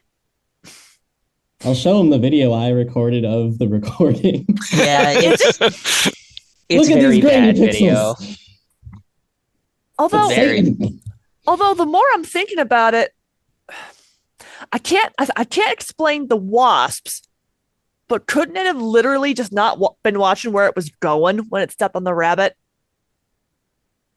Oh yeah, completely. But has anybody heard back from the sheriff yet? No. I think we might need to. I don't know whether we'll be able to do it tonight, but you have to go and check on him. Everybody who we talk to seems to end up dead. Amy's phone got GPS location. Find a phone. I'm not personal friends with him. Yeah, me neither. Sheriff's a big boy. He can take care of himself. Let's get into the house, into the girls' room. Oh. We're looking out the window. Mm-hmm. Yeah, see what we can do. Can I position the bucket of the backhoe so you can easily climb onto the roof just in case we need to get some verticality? Sure. I'll say you can do that. And right after you do that, you all kind of congregate to Skyler's room. Night begins to fall. The sun sets. And for once, now that you've all been kind of made aware of it, the bugs are silent. There is no noise. And yeah, Silas, you start flashing your flashlight into the tree line. Just every so often kind of blinking. Yeah. And I'll have everyone make me either spot hidden or listen rolls. Either or. My spot hidden's better. I'll spend 4 to get a hard success.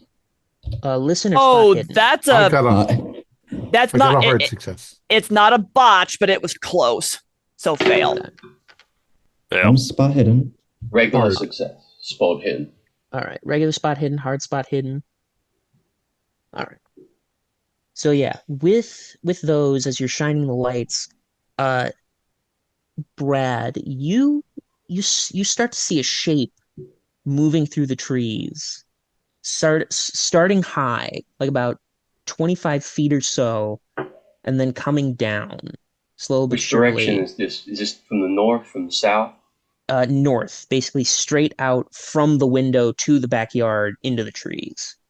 Heads up, guys! Contact north. And Taylor, you get a better look as you see what you saw in those videos. This 8-foot tall humanoid figure covered in this chitinous and furred mass just across its body. And it has these sort of massive leathery wings that at first you thought they were bat wings through the camera, but you can now kind of clearly tell from the markings that these are moth wings. I had Argus, my dog, with me. Is he growling yet? No, he's pretty calm, but he's also looking at this creature with you. Yeah, I'll whisper. Maybe you were right, Allie. The dog's okay with it. What the fuck is going on? You see, I sort of finally get a good look at him, and even some of that dim light, I'm not sure what kind of moth he is.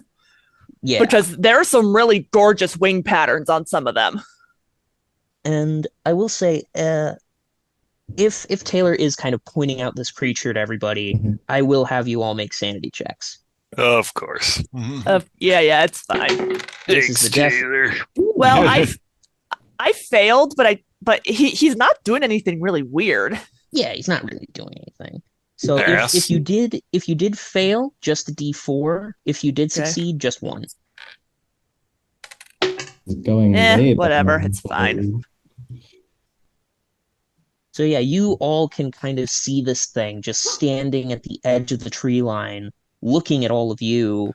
As you're flashing the light, every time your light is on, it blinks. Its eyelids slide across the fronts vertically, and when you turn your light off, it opens its eyes again. Right, so I'm kind of just sort of studying him, like, wow. And he's literally just standing there. There's no smell. LeBlanc, you want me to go kill it? Yeah, I think I'm shooting at it too. Okay, I got a shotgun, so I've got to get closer. Anybody who is shooting, go ahead and give me a firearms roll of whatever firearm you're using. I Now will. I will we're need a shooting into the hard- woods, correct? Yeah, you're Yeah. shooting into the And We're it's strange. shooting dark. towards another person's house. Yeah, Yeah, so but we're not I'll- shooting towards another person's house. Yeah, but I will say this will need a hard success because you got the tree line to worry about, low light. I got how- Motu. Yeah. Damn, all right. Damn. Oh. Yeah. Here's Go ahead. Okay. Before I'm actually like, what are you doing? I got a I'm I got a killing it. 10. Okay, both of you, I think, got 26 extreme. hard success. I'll Maybe I'll even spit some I'll All right, spend all the three- point to make a All note. three of you hit it. I'm holding fire. I'm So yeah, go ahead and roll your damage. How many yards away was it? Because it's the shotgun, so it Let's depends. see. It's about 25 feet away. 25 feet. So okay. So with an extreme with a shotgun, it just does 6 points of damage then at that distance. All right, so 6 points from me. oh, shotguns don't 12 pierce, do total. No, they're bludgeoning. they? Yeah. And Silas, how about you? I did 14 points of damage. All right. As the creature stands there 45 and automatic. watches, yeah, it is a hail Oh, of gunfire, just bang from the I was shotgun. aiming like about here. I don't know Yeah, where you it I'll was. say you're all aiming kind of center mass. I hope it wasn't a man in a costume. Yeah, just bang, bang, bang, bang. How we gonna Uh, wrap this one up, Sarge? We'll put a You- gun on him. You see that He scared us. each bullet that hits it, there's a spray of this bioluminescent blood that shoots out of its chitinous body, Ain't no man. but it does not die. As very quickly it takes off into the woods. Quickly I'm running running. after it. I'm running after it. Yeah, who's going? Yeah, is it dripping out that bioluminescence? Yeah, stuff? it is. It is. So leaving we a very could clear easily trail. follow it. So yeah, Yeah. I've As got we're my going. dog on. Like, It is a bit of a scattered trail as it's kind of running when it can, flying when it can't run. Yeah, I But got my hunting dog. got Yeah, Careful, you- it's toxic, remember. I You think we are should call all- for backup. Just a dog. No. Skyler's my little. Taylor is little- charging. Taylor's Let's already go. charging by the time Let's you go, get that Skyler. word out. I'm running with Taylor. Jimmy's running. Come on, Everybody- let's go. All right, Argus, so yeah. sick him. As I'm actually going Weird- like behind. Weirdly enough, Taylor, as you signal Argus to attack, he still doesn't move. God damn it. It's almost like he's kind of in a trance Okay. now that you get a I better see. look at him. I'll leave the dog behind then. I'll go run off into the woods. So yeah, everybody takes off running. Ellie, I'm at the very back, but as they're running, I actually start having a really sick feeling because something made a lot more sense now that I've actually seen this thing. Hmm. They're probably not going to like what they're about to find, and it's not this poor thing's fault. and yeah, you guys follow this trail of this strange purple blood, and it leads you like a good mile and a half into this Mhm. into this forest. And at the end of the trail that you can find, you come across what appears to be an old abandoned campground. Like there are little log cabins. There Mhm. are places dug in the dirt where probably a banner would be put up. And anyone local kind of thinking back on it, you do remember way back when there was the Moonbeam summer camp way back in like the 60s. This place is Mhm. old. Yeah. And you remember that the main kind of brag about this camp out of any of the others was that it had a small river so kids could go kayaking, which is Mhm. kind of rare even though you're pretty close to a mountain. But you can kind of see that at the edge of this campsite where the river is, it has this strange sickly purple glow to it that's sort of Uh. bathing the whole area in this odd light. Hmm. Keep my head on the swivel, looking around for any movement besides us. Can I track where it went exactly? Yeah, go ahead and give me a track. I mean, splatters were it? with the glowing blood, it's not gonna be difficult. I also passed Yeah. track. Yeah. Yeah, if you pass, then you can take the lead. Yeah, the two of you pass, and it's following a trail up towards the counselor's lodge, like the biggest of the cabins. And now that you're back here in this kind of area, that buzzing comes back en masse. It's just every couple of seconds you have to swat a bug off your arm, your leg, anything like that. Anybody got any kerosene? I say we smoke them out. We burn the hell thing down. Oh my god! We don't have anything like that. I'll have everybody make listen rolls. Okay. Nope. 34. Did anyone pass? If they didn't, I'll spend the luck to pass. How much luck do you have to spend? 10. I have to spend 7, so I'll spend Okay. 7 luck. All All right. Silas, right as Hendershot kind of finishes his plan, your eyes kind of your ears, sorry, kind of to a different sound coming from the counselor's cabin, and it's a little girl crying. Do you hear the little girl And crying? she's What? yeah, she's kind of once Silas kind of points it out, you do hear this girl kind of crying, bawling her eyes out, and she's saying, "What they do to you?" I'm going. Skyler! I'm going in, Taylor. You stay back. You're a civilian. That's my little schmoopy. I go up to the door. Jimmy's leading the charge. Yep, I go up there and do the kick the door. As you kick the door open, there is a flash of darkness for a quick second, and I will need you to make me a dodge roll. Ooh. I'm going to need a hard success as a hooded figure wielding a knife jumps from the shadows and tries to stab you. Yeah, no, I don't have that much luck. All right. And this is a big knife. This is like a Bowie. Mm-hmm. Ooh, that is 6 points of damage. You He gets you right in the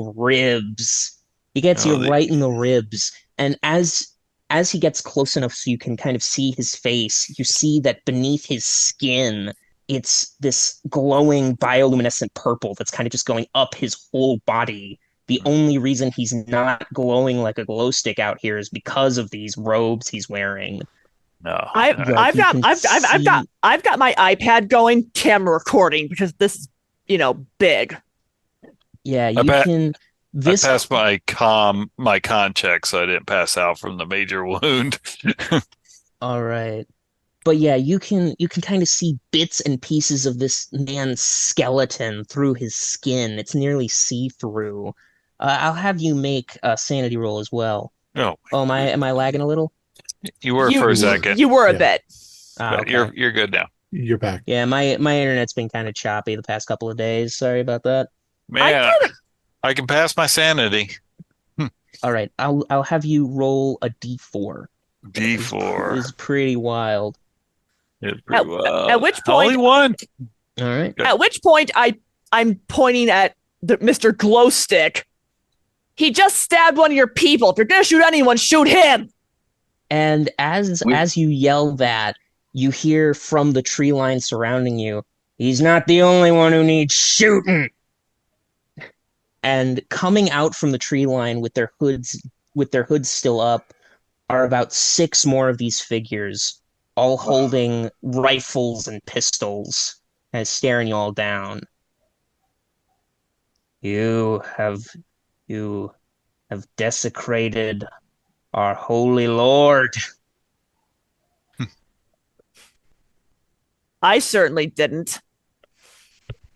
I say with the iPad still recording. None harm the Watcher in his own forest.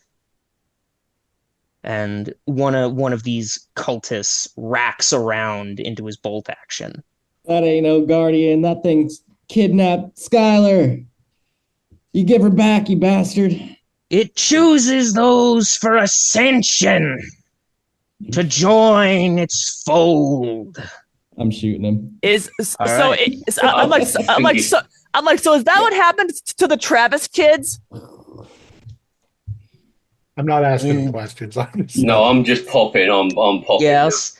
I'll let Ellie get her question answered before everyone starts shooting. As two of these cultists remove their hoods, a man and a woman, we were chosen.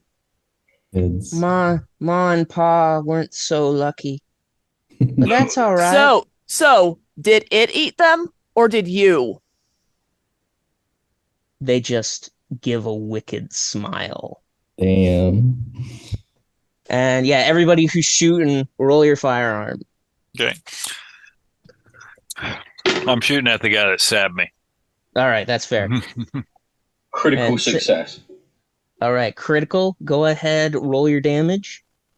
Regular. All right. And Regular, then, but it is a 12 gauge. yeah, it's point blank with a 12 gauge. Okay. Let me roll my bonus die. Yeah, okay. Tears. Didn't help. It's just tears. I'm missing all my shots. Yeah. That's 10 points. 15. Yeah, Brad, bam. Bam, you wing one of these guys in the neck, blood spraying into the trees. And Silas, Sam, you just bang, bang, bang, 3 shots, center mass, they fall. Taylor, the one you're aiming at, you just keep on missing as they raise their rifle and fire at you. I did 13 with my shot. Yeah, the guy who stabbed you is dead. Yeah. Revenge. That is an 18 on you, Taylor. That's a hard for them. So let's see. Rifle is 2d6. Here we go. Oof. I can that's survive 6. one. That's I can 6. take it. I'm good. I'm not even half. Oh, that's a 6 and a 5. That's 11 Ooh. damage. That's a I'm rough at shot. 3. I'm at 3. Still All up. right. I'm a big So, yeah. boy. Go Oh, ahead, yeah. make me a con check to Yeah. see if you stay conscious. Give him some of the 5. purple stuff. It might revive him. What's up? So yeah, Taylor, bang! One shot kind of goes across your shoulder, kind of wings you, but you're able to hold on. And then let's see, there were 6, 3 are dead, so there's 3 left. The other 2 remaining cultists, one is going to take a shot at Silas, one is going to take a shot at Jimmy. Son of a Well, I dove for cover at the same time that I. All right, then I will give him a penalty die. With a 99, his gun jams. Ooh. Nice. So yeah, this cultist goes to shoot you and just does not fire. And I rolled the an second 11. cultist aiming at you. Oh, that's an 05 on Jimmy. Ooh. That's a good extreme. hit. That's a good hit. That's a good hit. So I believe with extremes on firearms, you get If it's a penetrating firearm, you get max damage plus you roll the damage. All right. Yep, that is his firearm. So that is 6 plus 3. That is 9 points of damage. Okay, I am unconscious. All right. So yeah, Ooh. bang! Just the shot goes across your side, and you fall unconscious. Silas, 11 for you. Yeah. All right. Go ahead and roll your damage. My damage on this gun is 2d10 plus 2. Wow. Man, jeez. What do you have? A Desert 13, Eagle? 14, 15. I don't know how I keep rolling 15. Yeah, I have a just 45 bang. semi-automatic. Yeah, that's good gun. So yeah, Yep. bang! Just one shot, one kill. He is dead. All right. The cultists are fucking dead. Can we please stop Jimmy. shooting things now? We need to Well, call not, up. I'm not running all back of to them. Jimmy. There's one two more. left. There's still one alive. Oh, And Yep. there's 2 of us that haven't even returned any more fire. So yeah. Can we? Yeah, if you haven't shot yet, you can go ahead and take your shot on this last guy. If He's you're not not surrendering? I don't have no. I don't even Okay. I don't even have a gun, so I'm Yeah, if staying you well aren't clear of that. shooting, if you aren't Right. shooting, what would you like to do during all this chaos? I've been keeping recording, but then I've been also sidewalking toward that counselor's cabin and Yeah. like backing myself the way in with my with my iPad up, still recording. Yeah, you kind of have to go around the bend, but you do hit the back entrance of the cabin, and we will get to that in a moment. Okay. Taylor, what'd you roll? I missed. I drop on my back out of Yeah, just sheer bang, just pain. another miss, and this cultist is going to take a returning shot at you with his hunting Way- rifle. Way braver. Is that the one Ooh. who's gun jammed? Can he still fire it? The one whose gun jam is now dead. Silas killed him. Okay. Okay. That is a 20. That's a hard. And Taylor, you take 6 damage. Yeah, it's GG. Yep. So No, Taylor, you're not dead yet. Yep, not all the way dead, just Gotta fill unconscious. con roll. I would like to make my con roll. Yeah, go ahead. And Taylor, I'll say you can as well. LeBlanc, Hendershot. I'm assuming you guys are shooting at this last guy. Can't really render first aid under fire. I filled my con roll, so that is a remember me.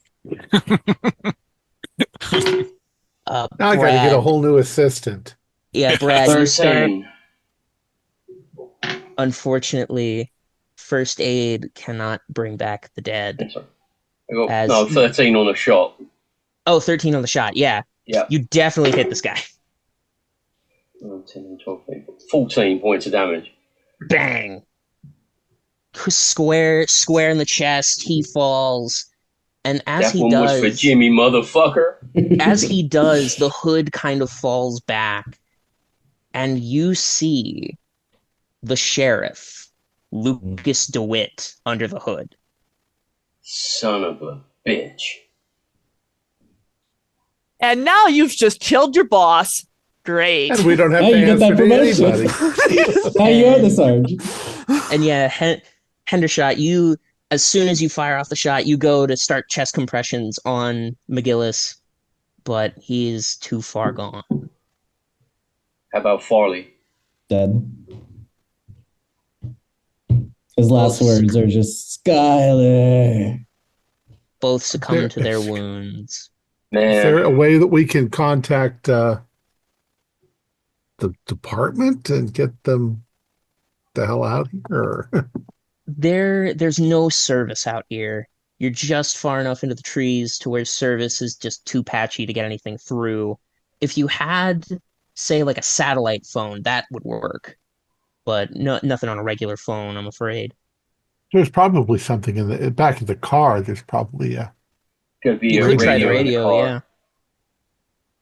yeah. Brad, we'll you get back to the car and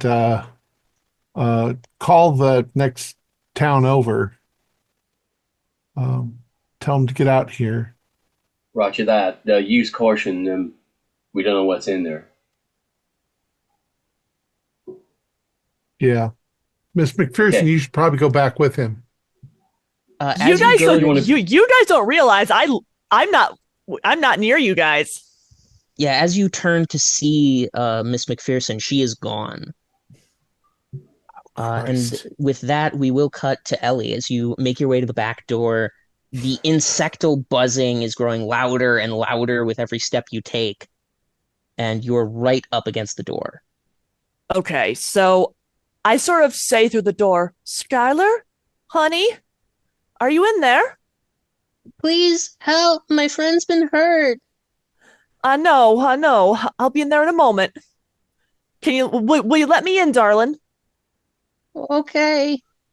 And yeah, you hear her kind of fumbling with the doorknob a bit. It's a little tall, but she does open the door. Her face is red with tears. It's been very clear she's crying. She's got some of this purple blood on her hands. Mm-hmm. I've got a mask on. I'm like, all right. Thankfully I've got like a handkerchief with me. Let me at least have a look at him, all right? Okay.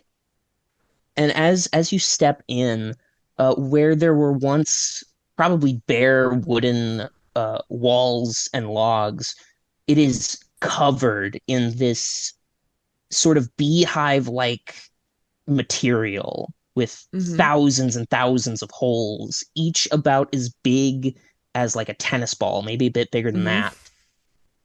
And there are just all these massive bugs with these purple thoraxes glowing and blinking, just flying around this entire place in a frenzy. But none of them do anything to you. Like a couple may like nudge you or bump into you, but they don't actively do anything. Yeah, and a couple of them might go like, who's this? But then move on. And eventually you see that the creature is sort of curled up near one of the walls. It's clutching one of its wounds in a chitinously clawed hand. I'm so sorry about that. I didn't want them to do this to you. It looks at you and go ahead and give me a POW check.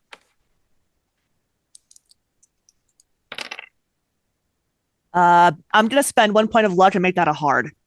Okay. You sort of look into this creature's eyes as it looks back into you, and you feel this connection between yourself and it, like on a decently deep level. And you start to feel kind of what it's feeling. And it clearly holds no malice towards you. It understands that it is strange. People will react with fear and distrust, but it does not blame you for it. I've got, will you be all right? It does give you that kind of sense of it'll be okay. It just needs to go for a bit. I'm like, my colleagues, it's like, you have to get out of here where they can't see you. They'll, I don't think anything I can say will convince them unless Skyler comes with me. That's not the only way I can see them not coming after you. It blinks its eyes a couple of times and it nods its head. Okay. And as it stands up, you have to look up. This thing's at least double your size. And it reaches over to like a podium that has been here, that's covered in this chitinous shell, and grabs a book and hands it to you. I take it. You see, kind of stuffed in this book, there are papers and all sorts of things. And this book is clearly very old. Like its pages are yellowed and warped with time. I look up and I ask, was this the cultists? It nods once again. And it tells you sort of telepathically without a voice that it did not intend for any harm to come to humanity. It was simply curious. I know. And wanted to observe. I know. Maybe I chuckle a little. Maybe pick a little more isolated spot next time.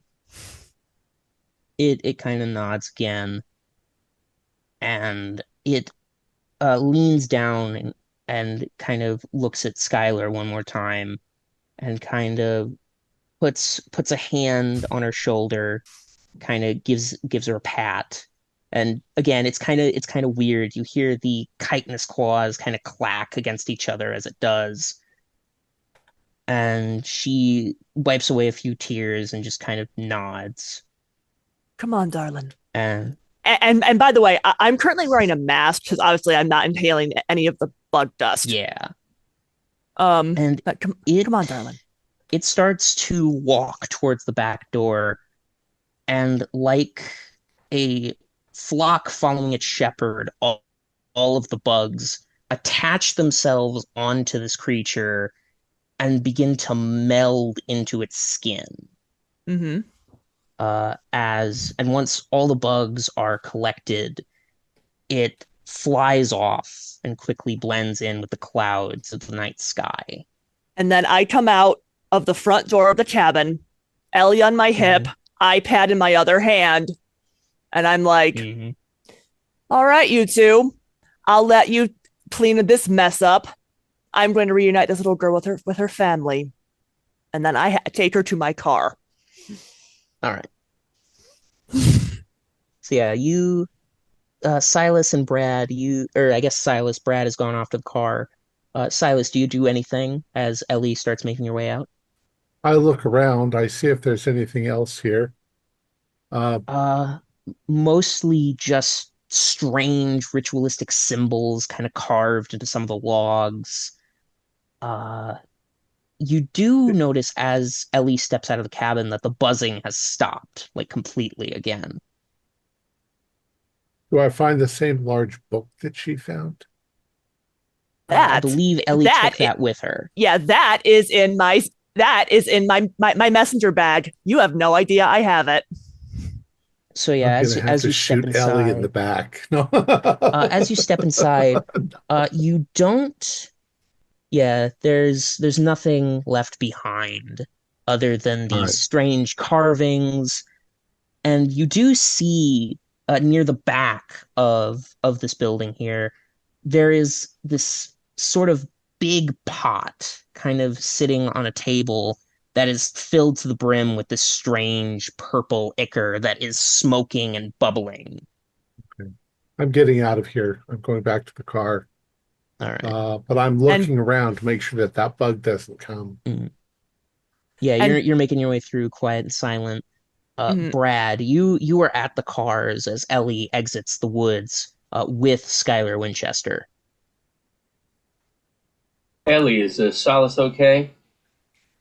He's alive. It's like last I saw. Are you okay? I'm fine. Skyler's and more fine. importantly, is Skyler okay? She's fine. I'm going to take her back to her parents, and well, I have a story to write. And then we're going to need you to come down to the station. We're going to need a formal statement on this one. I bring the kid down to the station. Oh, I'm not there. Yeah. You're not there. We all need to meet up at the station to do all the paperwork. And I'm like, you have to explain why there's all these dead people at a campground. That is not my problem. And then I take Skyler to my car and drive off. Her parents aren't there. No. And yeah, Brad, as you're driving off, Silas, you come back through the woods, not accosted by cultists or bug monsters or anything like that. And you just see Ellie's car start to peel out. Yeah. Silas, I couldn't stop her, but we might have to take some action on that. I mean, you can't just, even a civilian, you can't just sit around in this place and see like all this shit and not do any paperwork. I mean, we need to go. We need to get back and alert the authorities. We certainly do. They need maybe to do an airstrike on this whole area. What you find in the cabin? Nothing but a bunch of cult stuff and witchcraft stuff and bug stuff and of course we're leaving our friends' bodies there. We need to call it the National Guard. Yeah, I'll radio it in. It makes more sense now why the chemical guys weren't coming. He just didn't tell them. Yeah. Yeah, you radio back to the precinct and the receptionist picks up. Yes. Oh, we need every person. You need to contact Harrisburg, Charleston County State Police. We need every person here. We've had a 5-5. We got officers down. Civilians down. Oh Jesus! All right, but there's no radio coverage here. All right, I'll start making some calls. might want to contact the feds. We may have uncovered some kind of evil child molesting ring. We need to get people involved here. This is way above our pay grade. I got you. I understand, Mr. Hendershot. I'll get it. I'll get everybody that I can on it right away. And also, we need to contact the Skylers and Skyler's parents and let them know that their child has been found safe and well, and is currently with the journalist Ellie McPherson, who's absconded from the crime scene. She's not wanted or anything, but we need to speak to her and make sure that child's all right. And I did say I was taking her to her family. Yeah, her family's not there. Currently, Ellie, you just know that. You know that the Winchesters aren't home, and you probably would check the Taylor farm. No one's there, right? And then the last place you know is that Skyler's father's in the hospital. That's about it. So that's where you go. Yeah, so I'm heading to the hospital with Skyler. Mm. So right. A little bit after you put in that call, Hendershot, and you guys are still catching your breaths over what happened, you get a response back from the precinct. Ellie McPherson's car has just been reported pulling in at the hospital. It seems she's there. But right, just get the officers down there, make sure the kid gets checked out by the doctors, and of course, I'll send. If one of our colleagues could remind Miss McPherson that she needs to attend the police station at her earliest convenience, because although we have the bulk of the paperwork to do, you have to remind her that she does have a obligation to make a statement. I'll send Jenkins over there right away. Much obliged. And I believe as we're kind of wrapping up this little gallivant into the woods, Ellie, you get into the hospital. You get Skyler to her father. He's okay. He's been hooked up to a few machines, kind of just regulate his blood a little bit, get him some fluids. But he's safe and sound, and he is looking a lot better than he did earlier in the day. Right. It seems that with the creature and all the insects gone, the effects of whatever it produced are beginning to fade. And do you take a look at that book you recovered? Well, first of all, I made sure Skyler's cleaned up before I reunite her with her dad. Yeah, you got her all cleaned up. She looks all right. Mm-hmm. I do excuse myself to use the restroom in his hospital room, so I can actually, so I'm sitting on the toilet, cracking this book open to sort of see, what was this cult even doing? What were they like? They're obviously worshiping it. Mm-hmm. It did not seem to, from what I could tell, it did not particularly seem to even notice that what they were doing. So yeah, you kind of read through this book, and there's not even really a whole lot written down on the history of this thing. Like, there's bits and pieces, but a lot of the yellowed and aged pages of this book are these phrases repeated over and over and over again. In the trees truth it seeks, in the sky doth salvation fly. In amber eyes of brightened opulence, may we forever shine in its providence. And those who would seek his guidance need only walk amongst the trees, embrace its light, and thy minds are freed, chains rendered asunder. For the watcher sees all who enter, those who seek its light, all shall see the flame, and all shall witness a future bright. Those poor people, I don't know if they even... Well, first of all, those cultists were insane. And to be honest, the more I'm looking at it, yeah, there's no way this thing, if it even realized what they were doing, I don't think it even, I don't think it would have appreciated it.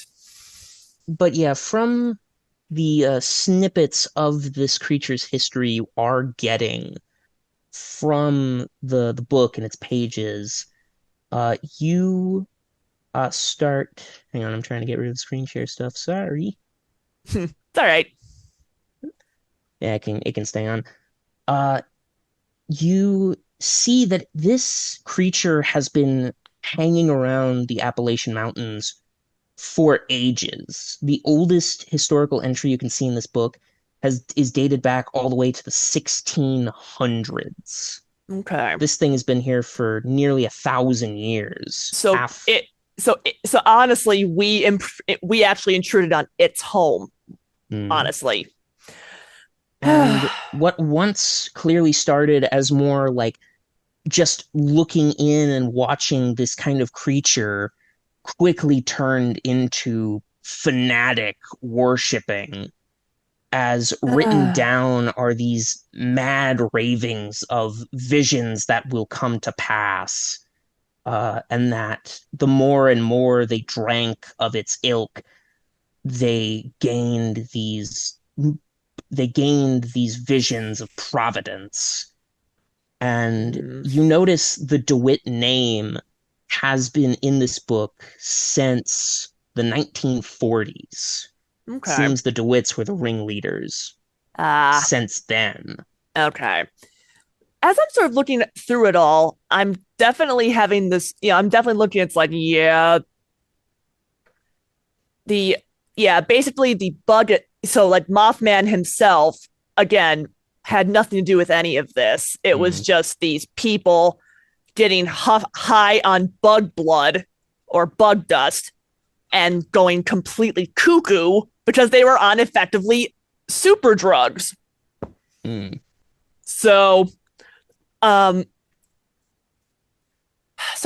feeling a lot better about everything that went down. So I put the book and all that back in my bag, iPad with it, and I will make a statement to wrap up my end in all this. But as I'm heading back to Charleston later, I definitely I'm turning over in my head the story I wanted to write. And I'm thinking, you know what? This might be better as a book. And that's how I'm going to sort of end this little tale for myself. All right. And as statements are given, books are written, histories are told through the eyes of the fantastical, the town of Brookhaven, West Virginia, has never seen this many people coming in, particularly men and women from the Special Operations Unit from the government, who never seemed to give too much information as to who they really were. But after a few weeks, the town goes back to its sleepy little self, mourning those lost, and eventually fading back into obscurity as it began. And that is where we will end our session. Great game, Connor. Thank you, thank you. Oh, that was great. Thank you. The wise Mothman. Funnily enough, this is sort of based off of the first Call of Cthulhu scenario I've ever written for my D&D group when we were first trying out the system. Very cool. Yeah. And I really liked that, like, turns out the shooting was probably granted, the cult had to go. But I liked that, shooting the creature was not the best thing you wanted to do. Oh, it was. We were going to kill him. You were two We'll finish up rolls later. off. Two bad rolls. If we would have hit those shots, if my gun actually could hit anything, we might have all lived too. I just was really lucky. The combat was the best rolls I had all night. Yeah, you were rolling crit after crit. But the rest of the game, forget it. And did I get three damage rolls of 15 each time? I think you did, yeah. That was crazy. Everybody, including myself, did really good on their combat damage. Yeah. My only question is the Winston guy. He was killed outright, but everyone else was abducted, right? He was killed by a cultist, I think. Yeah, basically. Oh, yeah, definitely. basically the cult saw him after he saw the creature, and since he tried to take a shot at it and missed, the cult was like, all right, he's got to go. He's seen too much. He tried to hurt our god. That makes sense. All right, cool. You just shot at it randomly. Our players included Stephen Bishop, Keith Craig, David Shiflett, Jen Obertaz, and myself, with Connor McLean as the keeper of arcane lore. We have a Discord server where you can chat with other members, you can set up private games, and you can learn the finer arts of gameplay and game mastering. We provide audio-only versions of our shows free for you to download from Spotify, Podbean, or iTunes. Support for the show is provided by our patrons who are listed in the closing credits. If you'd like to show us your appreciation, please visit our Patreon page, or you can use the thanks button just below the screen. Like, share, and subscribe to our channel, and punch the bell icon for updates on our latest shows, and leave us some comments. We enjoy reading them and answer any questions you might have. This is Thom Raley, together with all the members of our gaming club, inviting you to journey with us once again into the darkness for another adventure into the universe of H.P. Lovecraft and the Call of Cthulhu role-playing game. Until next time, good luck, good gaming. And watch out for bugs.